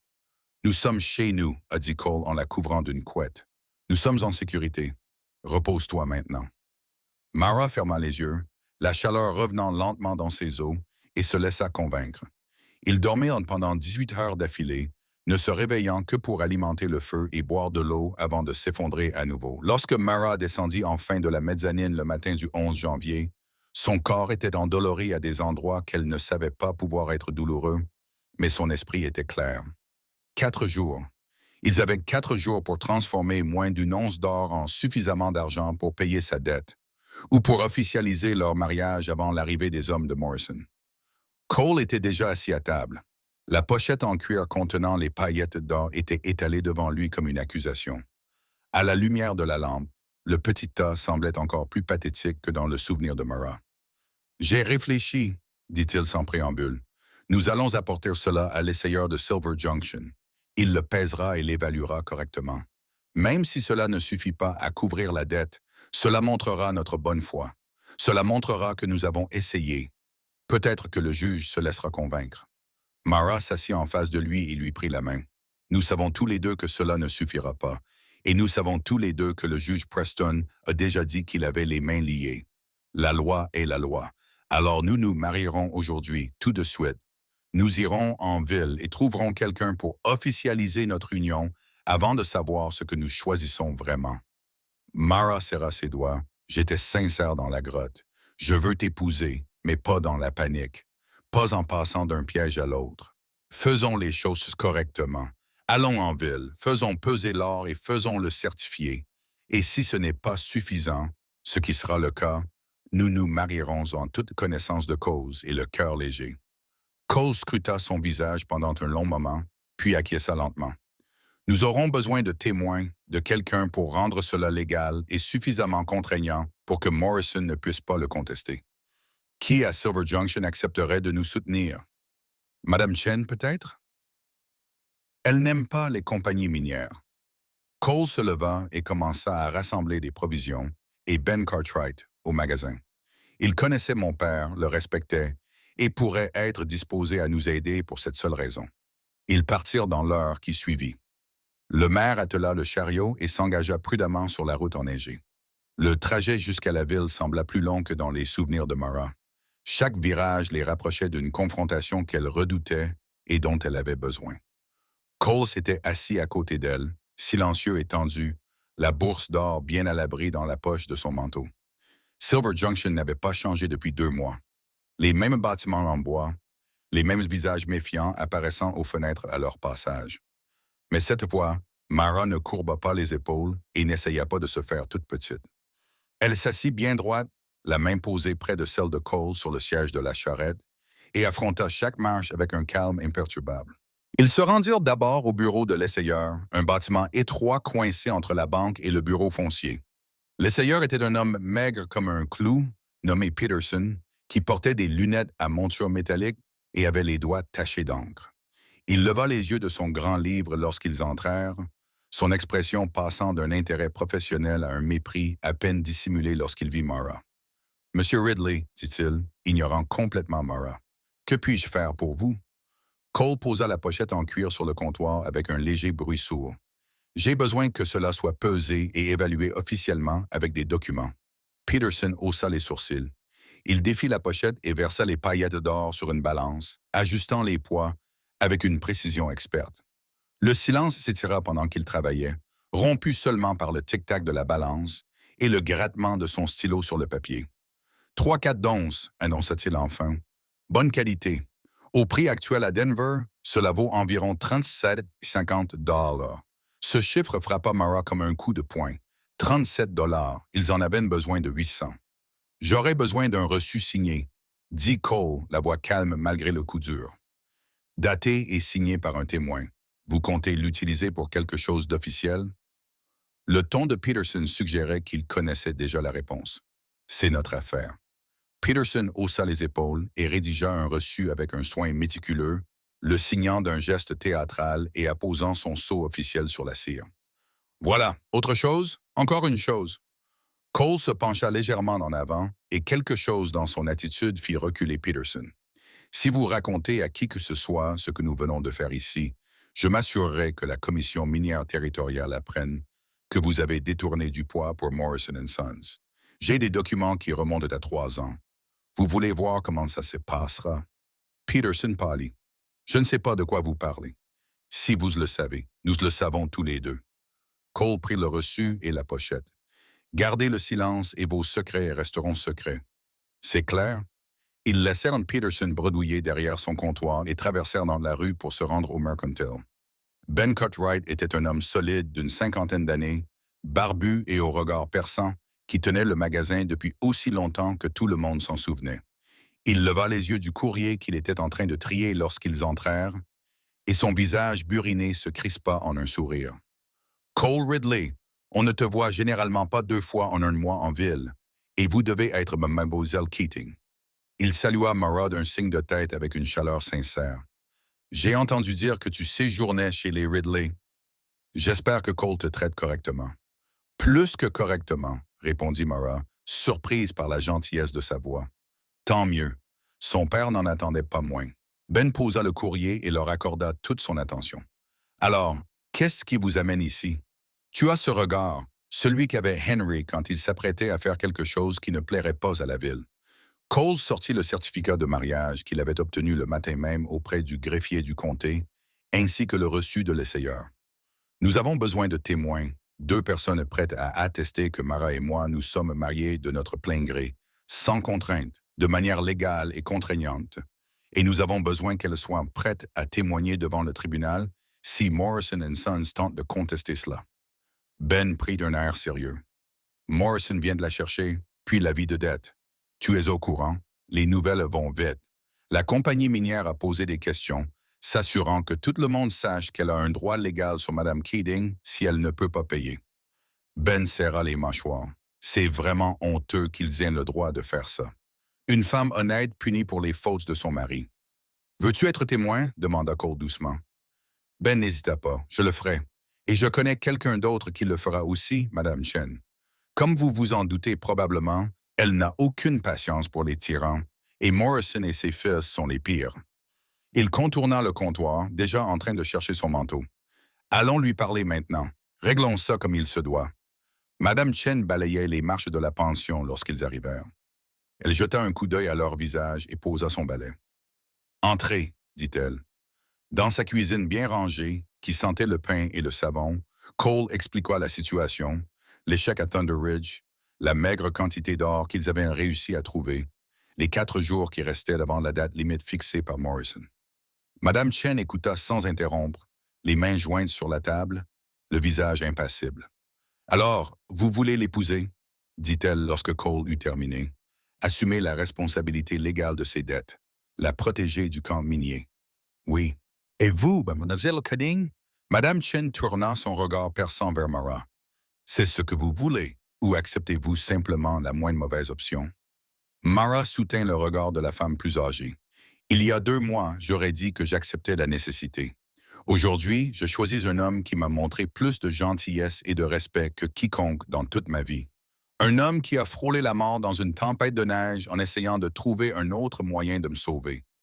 Un homme qui me donne l'impression que je vaux la peine d'être sauvé. Elle tendit la main vers celle de Cole posée sur la table. Alors oui, c'est ce que je veux. Le visage de Madame Chen s'adoucit de manière presque imperceptible. Alors j'en serai témoin et je me présenterai devant n'importe quel tribunal pour dire que j'ai vu deux personnes se choisir librement et sans contrainte. Elle se leva d'un bond. Quand aura lieu la cérémonie? Maintenant, si possible, répondit Cole. Il faut que ce soit fait avant l'arrivée des hommes de Morrison. Il faut que ce soit documenté et enregistré auprès du bureau territorial pour qu'il n'y ait aucun doute sur la légitimité. Ensuite, nous ferions mieux de trouver quelqu'un pour célébrer le mariage. Le pasteur ne le fera pas. Il est à la solde de Morrison. Mais il y a un juge itinérant qui passe une fois par mois. Il est peut-être encore en ville. Madame Chen se dirigeait déjà vers la porte. Ben, va vérifier à l'hôtel. Cole, toi et mademoiselle Kedding, allez voir le greffier du comté. Assurez-vous que tous vos papiers sont en règle. Retrouvez-vous ici dans 1 heure. Ils se dispersèrent pour accomplir leurs tâches comme des soldats recevant des ordres. Le greffier du comté, un jeune homme nerveux nommé Davies, vérifia 3 fois le permis de Cole avant de le déclarer valide. Il sortit les formulaires nécessaires et expliqua la procédure avec la diction soignée de quelqu'un récitant des procédures mémorisées. Vous devrez signer ici et ici, tous les deux. Le célébrant signe ici, 2 témoins ici et ici. Ensuite, le document est déposé au registre territorial et vous êtes légalement mariés selon la loi du Colorado. Il fit une pause. Sachez qu'une fois déposé, ce document est permanent. Le divorce nécessite une décision de la législature territoriale qui n'accorde presque jamais de divorce. Êtes-vous sûr de vouloir faire cela? Nous sommes sûrs, Cole. Et Mara dit ensemble. 1 heure plus tard, ils se réunirent à nouveau à la pension, et cette fois, le juge Harrison était avec eux, un homme d'une 60aine d'années, à l'air fatigué, au regard bienveillant et réputé pour son impartialité. Il écouta leur situation sans faire de commentaires, posa quelques questions précises sur leurs intentions, puis acquiesça. Je vais vous marier, dit-il. Non pas parce que j'approuve ce que fait Morrison. Je n'approuve pas, mais parce que je vois clairement que vous avez fait un choix honnête. Cela importe plus que ce qui vous a amené à cette décision. Il sortit un petit livre de la poche de son manteau.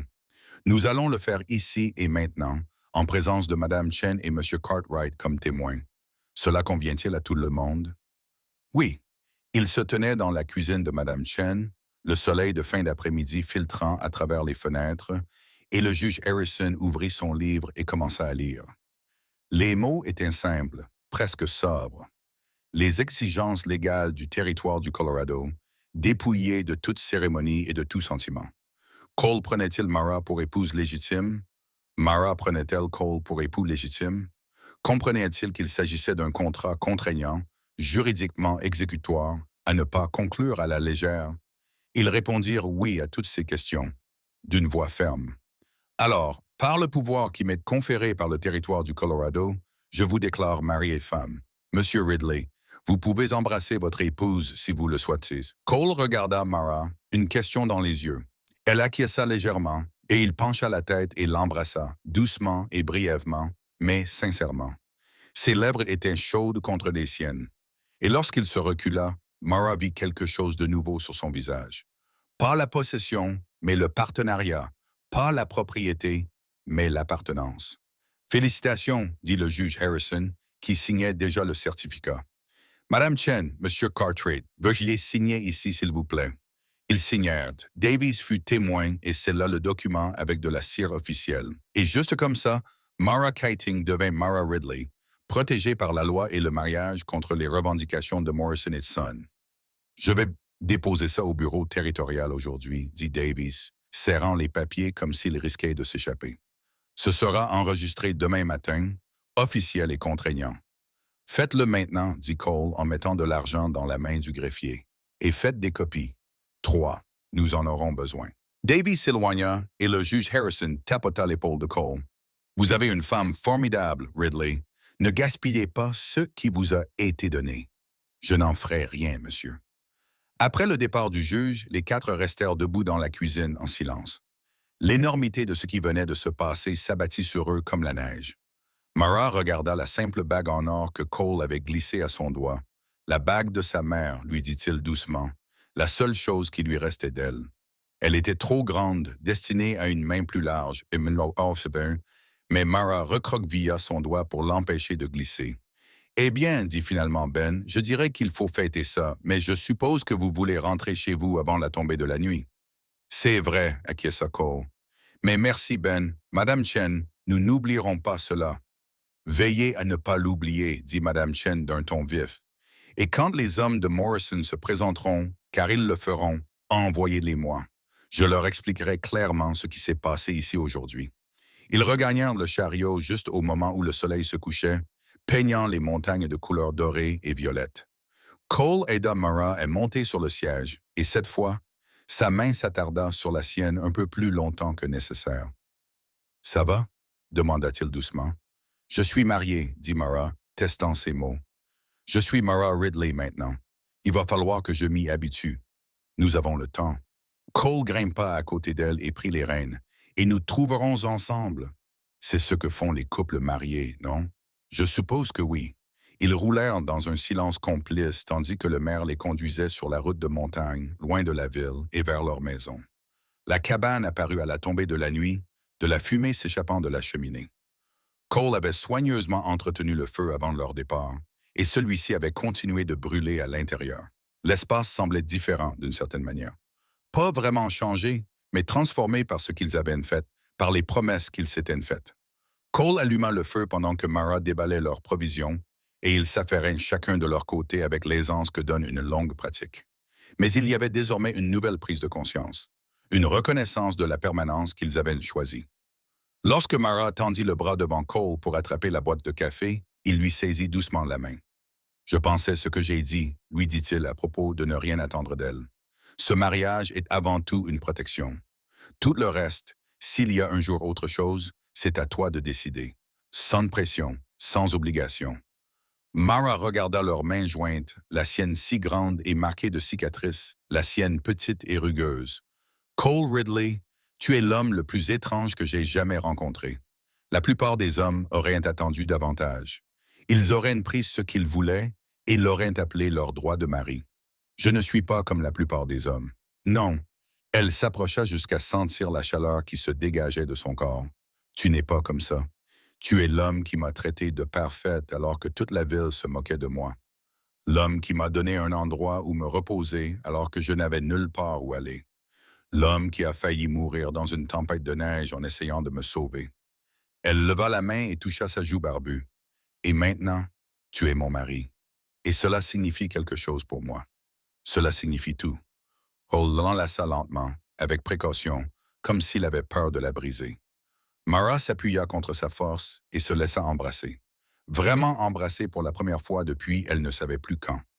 Ils restèrent ainsi longtemps, enlacés dans la lumière du feu, tandis que le vent de la montagne chantait dehors et que la cabane les protégeait.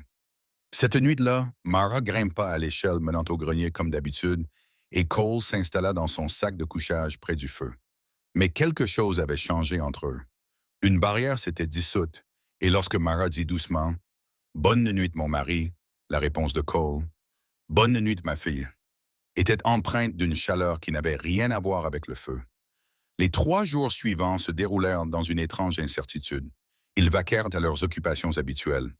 Cole coupait du bois, Mara cuisinait et nettoyait, mais sous cette routine, ils étaient constamment conscients du calendrier. Le 15 janvier, la date débutoire approchait à grands pas, et tout ce qu'ils pouvaient faire était d'attendre pour voir si leur mariage suffirait à empêcher les hommes de Morrison de venir. Le matin du 15, Cole chargea son fusil et le garda à portée de main.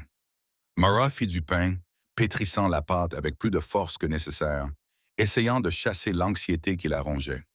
Ils ne parlèrent pas de ce qui pourrait arriver. Il n'y avait plus rien à dire. Les hommes arrivèrent dans l'après-midi.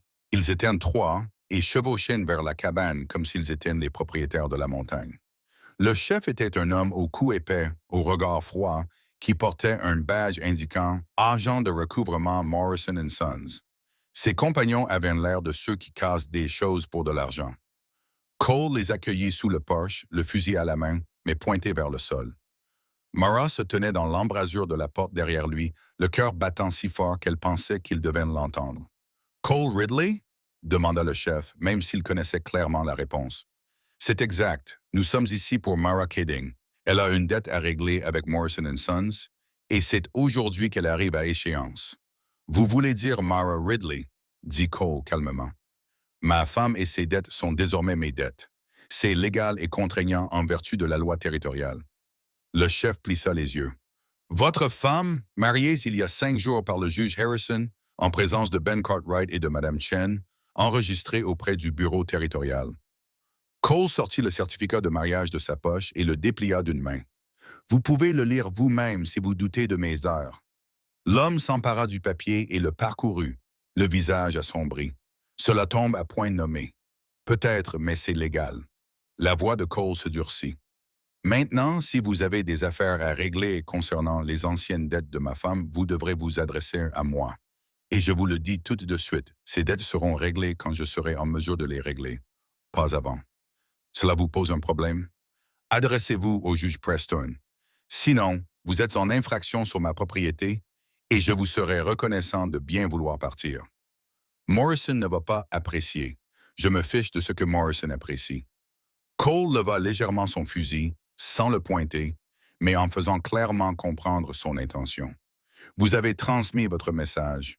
Maintenant, retournez voir le patron et dites-lui que Meringue n'existe plus. Il n'y a plus que Mara Ridley et elle est sous ma protection. Pendant un long moment, les hommes se contentèrent de fixer Cole, l'évaluant, calculant s'il valait la peine de s'embêter avec lui. Cole les fixa en retour, impassible, chaque partie de son corps dégageant une menace silencieuse. Finalement, le chef cracha dans la neige et fit faire demi-tour à son cheval. « Ce n'est pas fini !» lança-t-il en s'éloignant. « Morrison n'oublie pas ses dettes et il ne les pardonne pas. Tu paieras d'une manière ou d'une autre. J'attends ça avec impatience, » répondit Cole. Mais il ne baissa pas son fusil avant que les hommes aient disparu dans les arbres. Alors et alors seulement, ses épaules s'affaissèrent. Il se tourna vers Mara et elle vit la peur qu'il avait cachée. La terreur que cela ne suffise pas. Qu'il l'emmène quand même. Ça a marché, murmura-t-elle. Cole, ça a marché. Il posa le fusil et la serra dans ses bras, si fort qu'elle pouvait à peine respirer. Ils reviendront, dit-il dans ses cheveux. Morrison ne laissera pas passer ça. Mais nous avons gagné du temps. Le temps de réfléchir à notre prochaine action. Le temps de monter notre dossier. Le temps de vivre. Mara s'accrocha à lui, sentant la réalité solide de son corps, les battements réguliers de son cœur. Ils avaient gagné cette manche. Mais la guerre n'était pas terminée. Morrison Sons avait l'argent, le pouvoir et la loi pour la plupart de son côté. Tout ce qu'elle et Cole avaient, c'était l'un l'autre, une cabane isolée et l'espoir désespéré que l'amour et la détermination suffiraient. Il faudrait bien. Cette nuit-là, ils s'assirent ensemble près du feu, Mara dans le fauteuil à bascule et Cole par terre à côté d'elle, leurs mains légèrement entrelacées. Dehors, la neige recommençait à tomber, douce et implacable, les isolant du monde. « Que faisons-nous maintenant » demanda Mara. Cole resta silencieux pendant un long moment, fixant les flammes. « Maintenant, nous vivons, dit-il finalement. Nous exploiterons la concession quand le temps s'améliorera. Nous économiserons chaque centime pour acheter mes meubles. Nous monterons un dossier pour prouver que la dette initiale était frauduleuse. Les dettes de jeu de votre mari ne devraient pas vous incomber, surtout que vous l'aviez déjà quitté. Et nous ferons de cette cabane un endroit que Morrison ne pourra pas toucher. Un foyer. Un vrai foyer. Cela semble être un long combat. Ce le sera. » Cole leva les yeux vers elle, la lueur du feu dansant dans ses yeux. « Mais je n'ai pas peur des longs combats. Pas quand je sais pourquoi je me bats. » Mara lui serra la main, sentant les callosités et les cicatrices qui racontaient l'histoire de sa vie. Moi non plus. Plus maintenant. La neige qui avait commencé à tomber la nuit où les hommes de Morrison étaient partis continua de tomber pendant 6 jours d'affilée, ensevelissant la cabane sous une couche si épaisse que Cole dut creuser un tunnel pour atteindre le bûcher. Ils étaient à nouveau piégés, mais cette fois, l'isolement semblait différent. Cette fois, ils étaient mari et femme, liés par la loi et par des vœux prononcés devant témoins, et l'intimité de leur confinement prenait un nouveau sens. Le 3e jour, alors qu'ils étaient assis ensemble à raccommoder des vêtements à la lumière d'une lampe, Mara posa enfin la question qui la préoccupait depuis le mariage. Que se passera-t-il quand l'or sera épuisé? Quand Morrison se rendra compte que nous ne pouvons pas payer et décidera de mettre davantage de pression. L'aiguille de Cole s'arrêta dans la chaussette qu'il était en train de repriser. J'ai réfléchi à cela. La dette elle-même. Nous devons contester sa validité. Votre mari est décédé il y a 4 ans et vous l'aviez déjà quitté avant cela. Selon la loi de Pennsylvanie, les conjoints abandonnés ne sont pas responsables des dettes contractées après la séparation. Nous devons prouver que vous étiez séparés avant qu'il n'accumule ses dettes de jeu. J'ai des lettres, dit Mara lentement. De ma sœur. Elle m'a écrit après que j'ai quitté la communauté. Elle les a envoyées à la pension de famille à Philadelphie. Certaines mentionnent l'alcoolisme de Thomas, son addiction au jeu, la date à laquelle je suis parti. Je les ai gardées dans ma malle. Cole posa son ouvrage de couture, le regard perçant. Puis-je les voir? Mara grimpa au grenier et revint avec sa petite boîte en bois, celle qui contenait ses trésors. Elle en sortit un paquet de lettres attachées avec de la ficelle, l'écriture soignée de sa sœur visible sur les pages pliées. Cole les lut méthodiquement, son expression devenant de plus en plus intense à chaque lettre. « Celle-ci, dit-il en brandissant une lettre datée de 3 mois avant la mort de Thomas Keating. Votre sœur écrit « Je suis heureuse que vous soyez en sécurité, loin de Thomas et de sa violence. C'est la preuve que vous l'avez quitté. Et celle-ci mentionne qu'il a perdu de l'argent aux cartes dans la taverne après votre départ. Si nous pouvons trouver un avocat pour présenter ces lettres au juge Preston, nous pourrons montrer que les dettes étaient des emprunts contractés par Thomas après votre séparation. Est-ce que cela aura de l'importance? Je suis toujours sa veuve. Mais vous n'étiez plus son épouse lorsqu'il a contracté ses dettes. Il existe des précédents où les tribunaux ont statué que les conjoints séparés ne sont pas responsables des dettes qu'ils n'ont pas consenties ou dont ils n'ont pas bénéficié. Cole replia soigneusement les lettres. Ce n'est pas une garantie, mais c'est une chance de se battre. L'espoir jaillit dans la poitrine de Marr. Fragile mais réel. Comment trouver un avocat prêt à s'attaquer à Morrison & Sons? Nous ne le faisons pas. Nous apportons nous-mêmes les lettres au juge Preston et lui demandons de les examiner avant que Morrison n'engage d'autres poursuites. Le juge a déclaré que la loi lui liait les mains. Mais si la loi elle-même est mal appliquée, Cole se leva et commença à faire les 100 pas, l'esprit clairement en ébullition. Nous attendons que la neige cesse de tomber. Ensuite, nous irons à Silver Junction et nous nous battrons. La neige cessa de tomber le 7e jour, et ils se frayèrent un chemin dans un monde transformé. Tout était blanc et scintillant. Le soleil brillait si fort sur la poudreuse fraîche qu'il était douloureux de le regarder. Cole vérifia ses pièges tandis que Mara faisait l'inventaire de leurs provisions. Et ce soir-là, ils élaborèrent leur plan. « Nous y allons demain, dit Cole. Apporte les lettres, le certificat de mariage et le reçu de l'essai pour l'or. Construisons notre dossier pièce par pièce. Si Preston ne veut pas nous écouter, nous irons voir le gouverneur du territoire lui-même s'il le faut. Morrison a de l'argent et de l'influence. Nous avons des lettres et de l'espoir. Nous avons la vérité. » Cole serra les mâchoires avec cette obstination que Mara connaissait bien. Parfois, cela suffit. Ils partirent à l'aube, le chariot chargé de fourrures que Cole avait chassées et de meubles qu'il avait fabriqués pendant les longues soirées d'hiver. S'ils voulaient lutter contre Morrison, ils auraient besoin de chaque centime qu'ils pourraient rassembler. La descente de la montagne était périlleuse.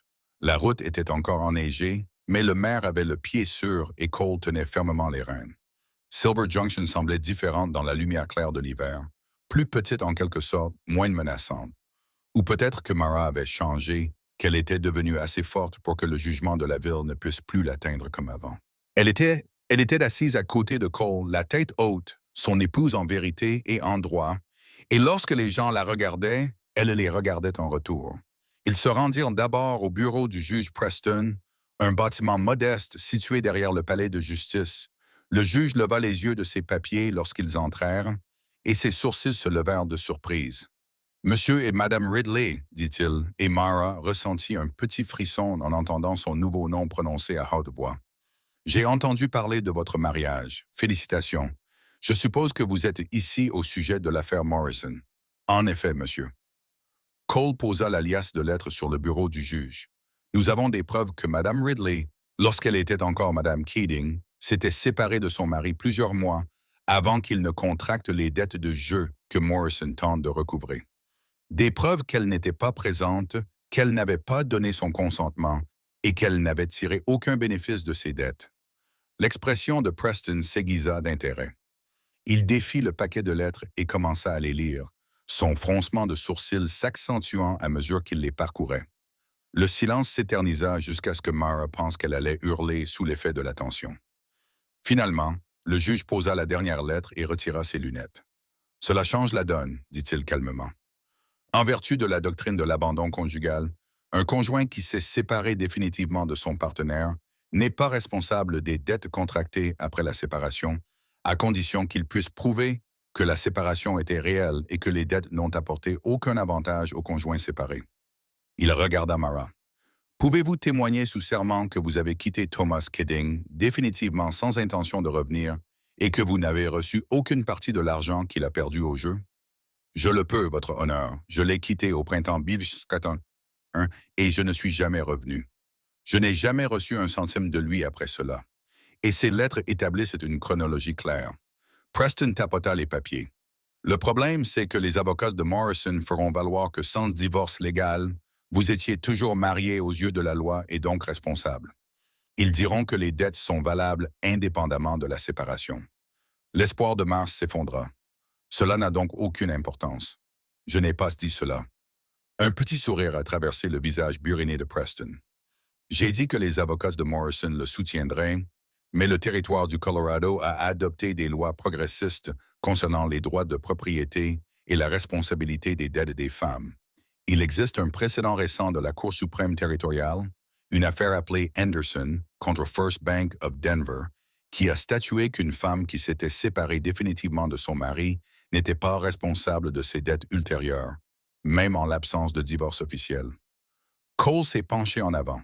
« Vous pourriez donc statuer en faveur de Mara? » « Je le pourrais, mais Morrison fera appel et traînera l'affaire devant les tribunaux pendant des années s'il pense qu'il y a pas eu si pan qu'il y a un profit à en tirer. Ce dont vous avez besoin, ce n'est pas seulement d'une décision favorable, mais de preuves suffisantes pour que Morrison abandonne complètement la lutte. Il faut que cela leur coûte plus cher de poursuivre que de renoncer. » Comment faire? Preston réfléchit un instant, puis sortit une feuille de papier vierge. « Il vous faut 3 choses. Premièrement, des témoignages sous serment de personnes pouvant corroborer la séparation de Mme Ridley et le problème de jeu de Thomas Kidding. Deuxièmement, des documents attestant des pratiques commerciales de Morrison, en particulier leur habitude d'acheter des créances douteuses et de les utiliser pour acquérir de la main-d'œuvre forcée. Troisièmement, la preuve qu'ils savaient ou auraient dû savoir que cette créance particulière était invalide lorsqu'ils l'ont achetée. »« C'est beaucoup demandé, » dit Cole. « Oui, mais ce n'est pas impossible. » Preston se mit à écrire. « Je vais vous donner une lettre de recommandation pour une de mes collègues à Denver, une avocate nommée Sarah Chen, qui se trouve être la nièce de Mme Chen. Elle a fait carrière en luttant contre le recouvrement abusif de dettes. Elle acceptera votre affaire si je me porte garant pour vous, et elle travaille à la commission. Vous ne paierez que si vous gagnez. »« Pourquoi nous aideriez-vous ainsi? » demanda Mara, bouleversée. « Parce que j'ai vu trop de femmes détruites par des lois qui les traitent comme des biens plutôt que comme des personnes. Parce que Morrison & Sons est un fléau dans cette région et j'aimerais les voir rabaissés d'un crâne. » Preston signa la lettre d'un geste théâtral et parce que votre mariage est peut-être un mariage de convenance sur le plan juridique, mais j'ai vu comment vous vous regardiez dans la cuisine de Mme Chen. Ce genre de partenariat mérite d'être protégé. Ils quittèrent le bureau du juge, la lettre serrée dans la main de Cole et un espoir prudent naissant dans leur cœur. Mme Chen les attendait à la pension, et lorsqu'ils lui rapportèrent les propos de Preston, elle sourit. « Ma Sarah est féroce, » dit-elle avec une fierté évidente. « Elle mettra Morrison en pièces si quelqu'un peut le faire. »« Quand irez-vous à Denver? »« Dès que les routes seront suffisamment dégagées pour voyager, » répondit Cole. « Peut-être dans 2 semaines.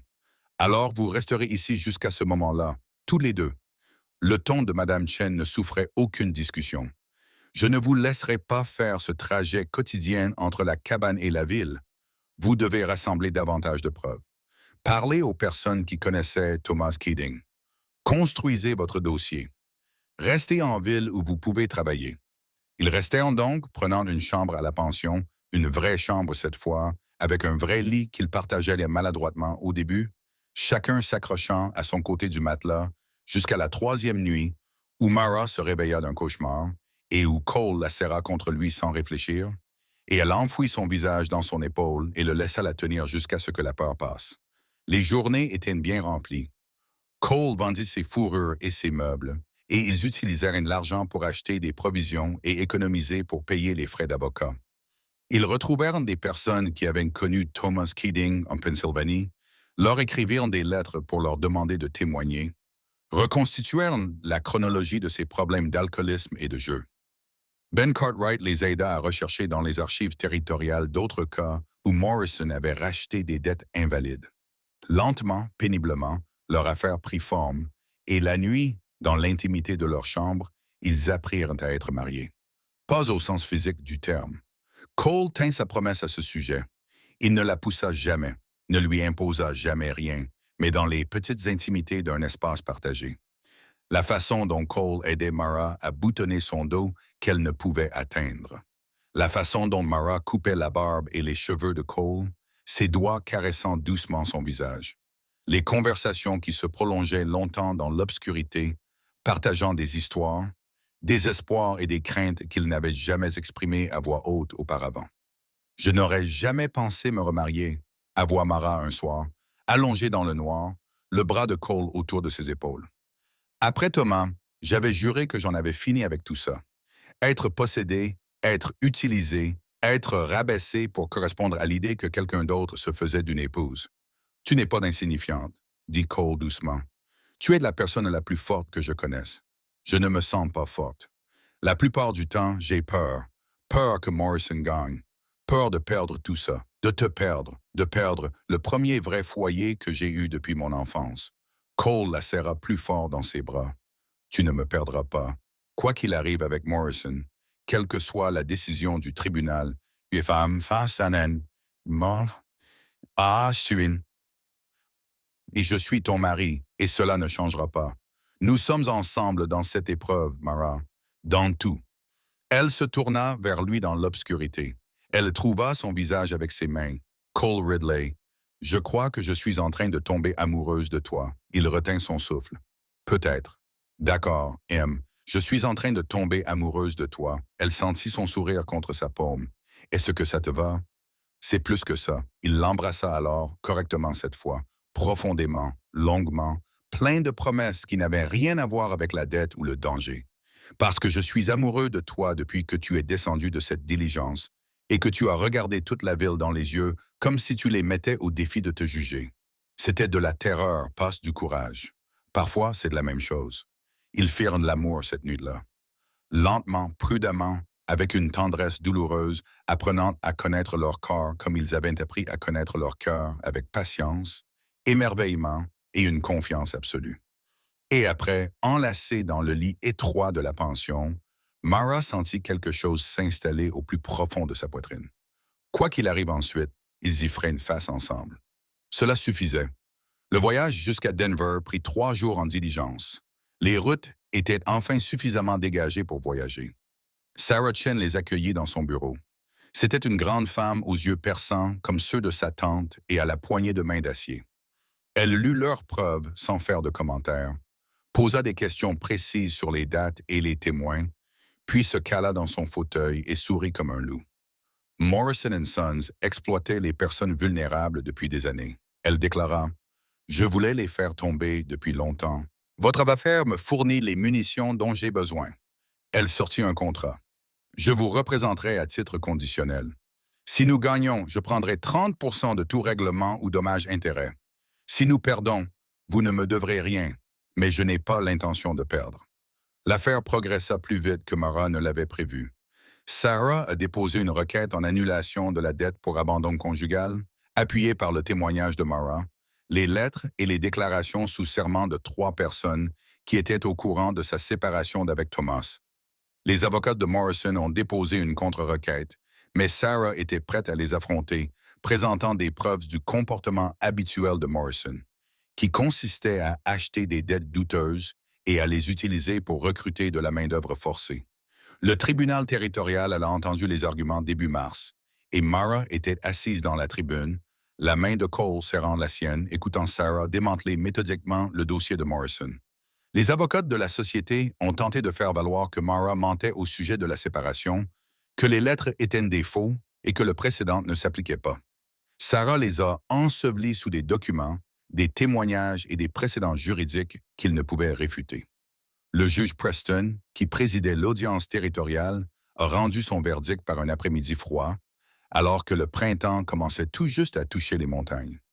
Ce tribunal estime que Mme Mara Ridley, anciennement Mara Kidding, s'est séparée définitivement de son mari, Thomas Kidding, au printemps 1881, comme en témoignent de multiples témoignages sous serment et la correspondance de l'époque. Les dettes en question ont été contractées après la dite séparation et n'ont apporté aucun bénéfice à Mme Ridley. En vertu de l'affaire Henderson contre First Bank et de la loi territoriale qui en a découlé, un conjoint séparé n'est pas responsable des dettes contractées par son partenaire après la séparation définitive. Le cœur de Marr se mit à battre à tout rompre. De plus, poursuivit Preston d'une voix ferme sous le langage formel, ce tribunal estime que Morrison & Sons savait ou aurait dû savoir que la validité de la dette en question était douteuse lorsqu'il l'a achetée. Sa tentative de recouvrement par la menace de travaux forcés constitue une pratique commerciale abusive au regard du Code commercial territorial.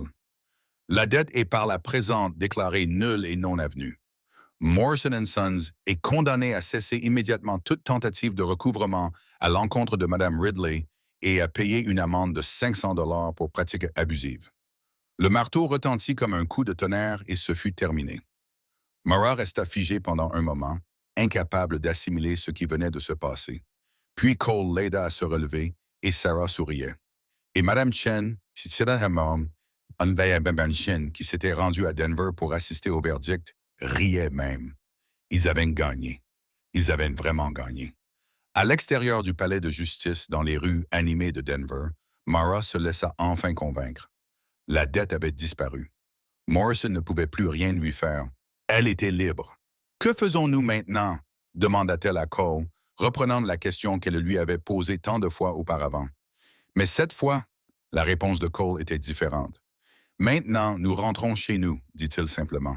Et nous vivons. » Ils retournèrent à Silver Junction alors que le printemps commençait à verdir les montagnes, et la ville qui avait autrefois ri de Mara saluait désormais respectueusement son passage. La nouvelle du verdict du tribunal s'était rapidement répandue, et avec elle vint un changement dans la façon dont les gens regardaient Cole et Mara Ridley. Ils avaient tenu tête à Morrison & Sons et avaient gagné. Cela signifiait beaucoup dans un territoire où le pouvoir appartenait généralement à ceux qui avaient le plus d'argent. Mme Chen organisa un dîner à la pension le soir de leur retour, invitant Ben Cartwright, le juge Preston et une demi-douzaine d'autres habitants de la ville qui les avaient discrètement soutenus. Ce n'était pas un dîner raffiné, juste un ragoût de chevreuil, du pain frais et une tarte aux pommes séchées. Mais c'était la première fois que Mara s'asseyait à une table à Silver Junction et se sentait à sa place. « Oh Ridley », dit Ben en levant son verre, pour nous avoir rappelé que le courage ne nécessite pas d'argent, mais seulement de la conviction. Il burne et Mara sentit les larmes lui monter aux yeux. Ces gens, dont la plupart l'avaient ignoré ou raillé quelques mois auparavant, célébraient sa victoire comme si c'était la leur.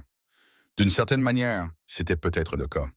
Chaque fois que quelqu'un tenait tête au pouvoir et gagnait, cela facilitait la tâche à la personne suivante. Le trajet de retour vers la cabane ce soir-là donnait à Mara l'impression de rentrer chez elle comme elle ne l'avait jamais ressenti auparavant. Alors qu'il grimpait la route de montagne et que la ville s'éloignait en contrebas, elle sentit quelque chose se libérer dans sa poitrine. La dernière trace de peur, la dernière inquiétude que tout cela puisse lui être enlevé. « Je veux exploiter Thunder Ridge correctement », dit Cole alors qu'ils approchaient de la cabane. « Pas pour payer des dettes cette fois, mais pour construire quelque chose. Nous pourrions utiliser l'or pour améliorer la cabane. Peut-être acheter plus de terre. Commencer quelque chose de réel. J'aimerais ça. » Mara regarda les montagnes qui s'élevaient autour d'eux. Elles étaient plus menaçantes, mais protectrices. « J'aimerais construire une vie ici, une vraie vie avec toi. Avec des enfants, peut-être un jour. » La voix de Cole était hésitante, pleine d'espoir. « Un jour, quand nous serons prêts. » Mara sourit. « Nous avons le temps maintenant, tout le temps du monde. » Ce printemps-là, ils travaillèrent ensemble à Thunder Ridge, cherchant de l'or dans le ruisseau et apprenant le rythme de cette activité. Le travail était dur mais satisfaisant, et à l'été, ils avaient récolté suffisamment d'or pour engager un constructeur de la ville afin d'aider Cole à ajouter une deuxième pièce à la cabane, une chambre avec un vrai lit et une porte qui se fermait. Ils déplacèrent leur espace de couchage au rez-de-chaussée et le grenier devint un espace de rangement. La cabane commença à ressembler moins à un abri et davantage à un foyer. À l'automne, Ben Cartwright proposa à Cole de s'associer dans une nouvelle entreprise de meubles. Cole fabriquerait les meubles. Ben s'occuperait des ventes et des expéditions vers Denver et au-delà. Cela signifiait un revenu régulier, une stabilité, un avenir qui ne dépendait pas des caprices imprévisibles, des pièges et des bâtés. Qu'en penses-tu? Demanda Cole à Mara en lui montrant le contrat rédigé par Ben. Je pense que ton père serait fier, répondit Mara en passant sa main sur la dernière chaise que Cole venait de terminer. Le projet de son père était enfin achevé à la perfection, et je pense que nous devrions le faire. L'hiver revint, mais cette fois-ci, il n'y avait plus de crainte. Ils étaient préparés, approvisionnés, prêts à affronter l'isolement.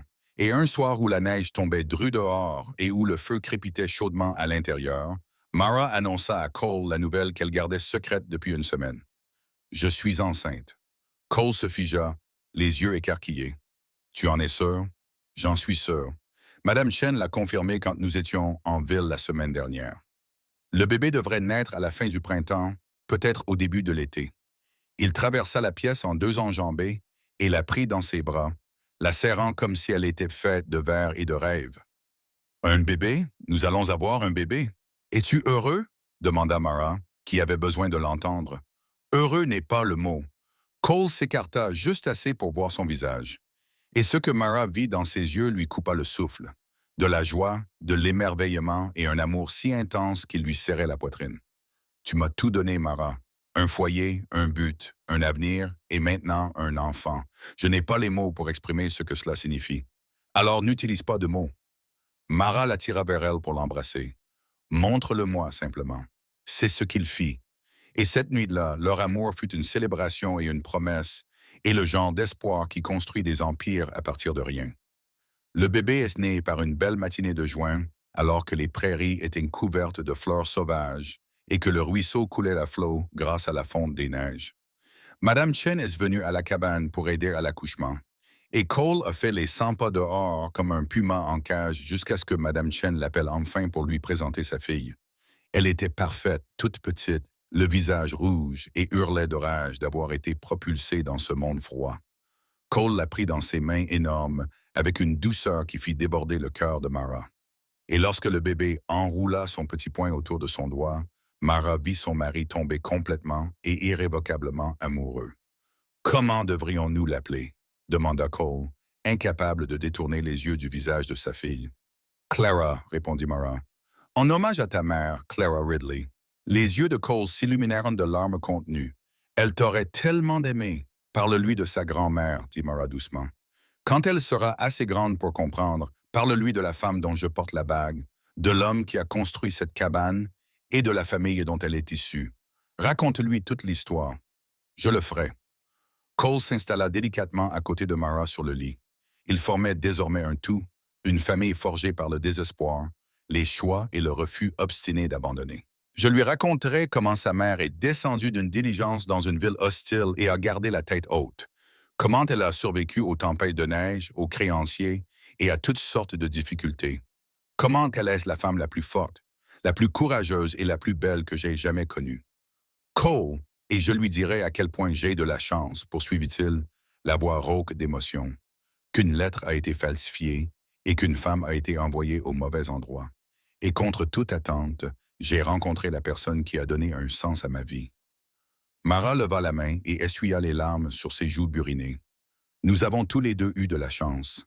Nous avons tous les deux obtenu exactement ce dont nous avions besoin, même si nous ne le savions pas à l'époque. Ils s'assirent ensemble dans la cabane chauffée, le soleil filtrant à travers les fenêtres. Leur fille dormait paisiblement entre eux. Dehors, la montagne se dressait, éternelle et immuable. La ville en contrebas vaquait à ses occupations. Le monde tournait.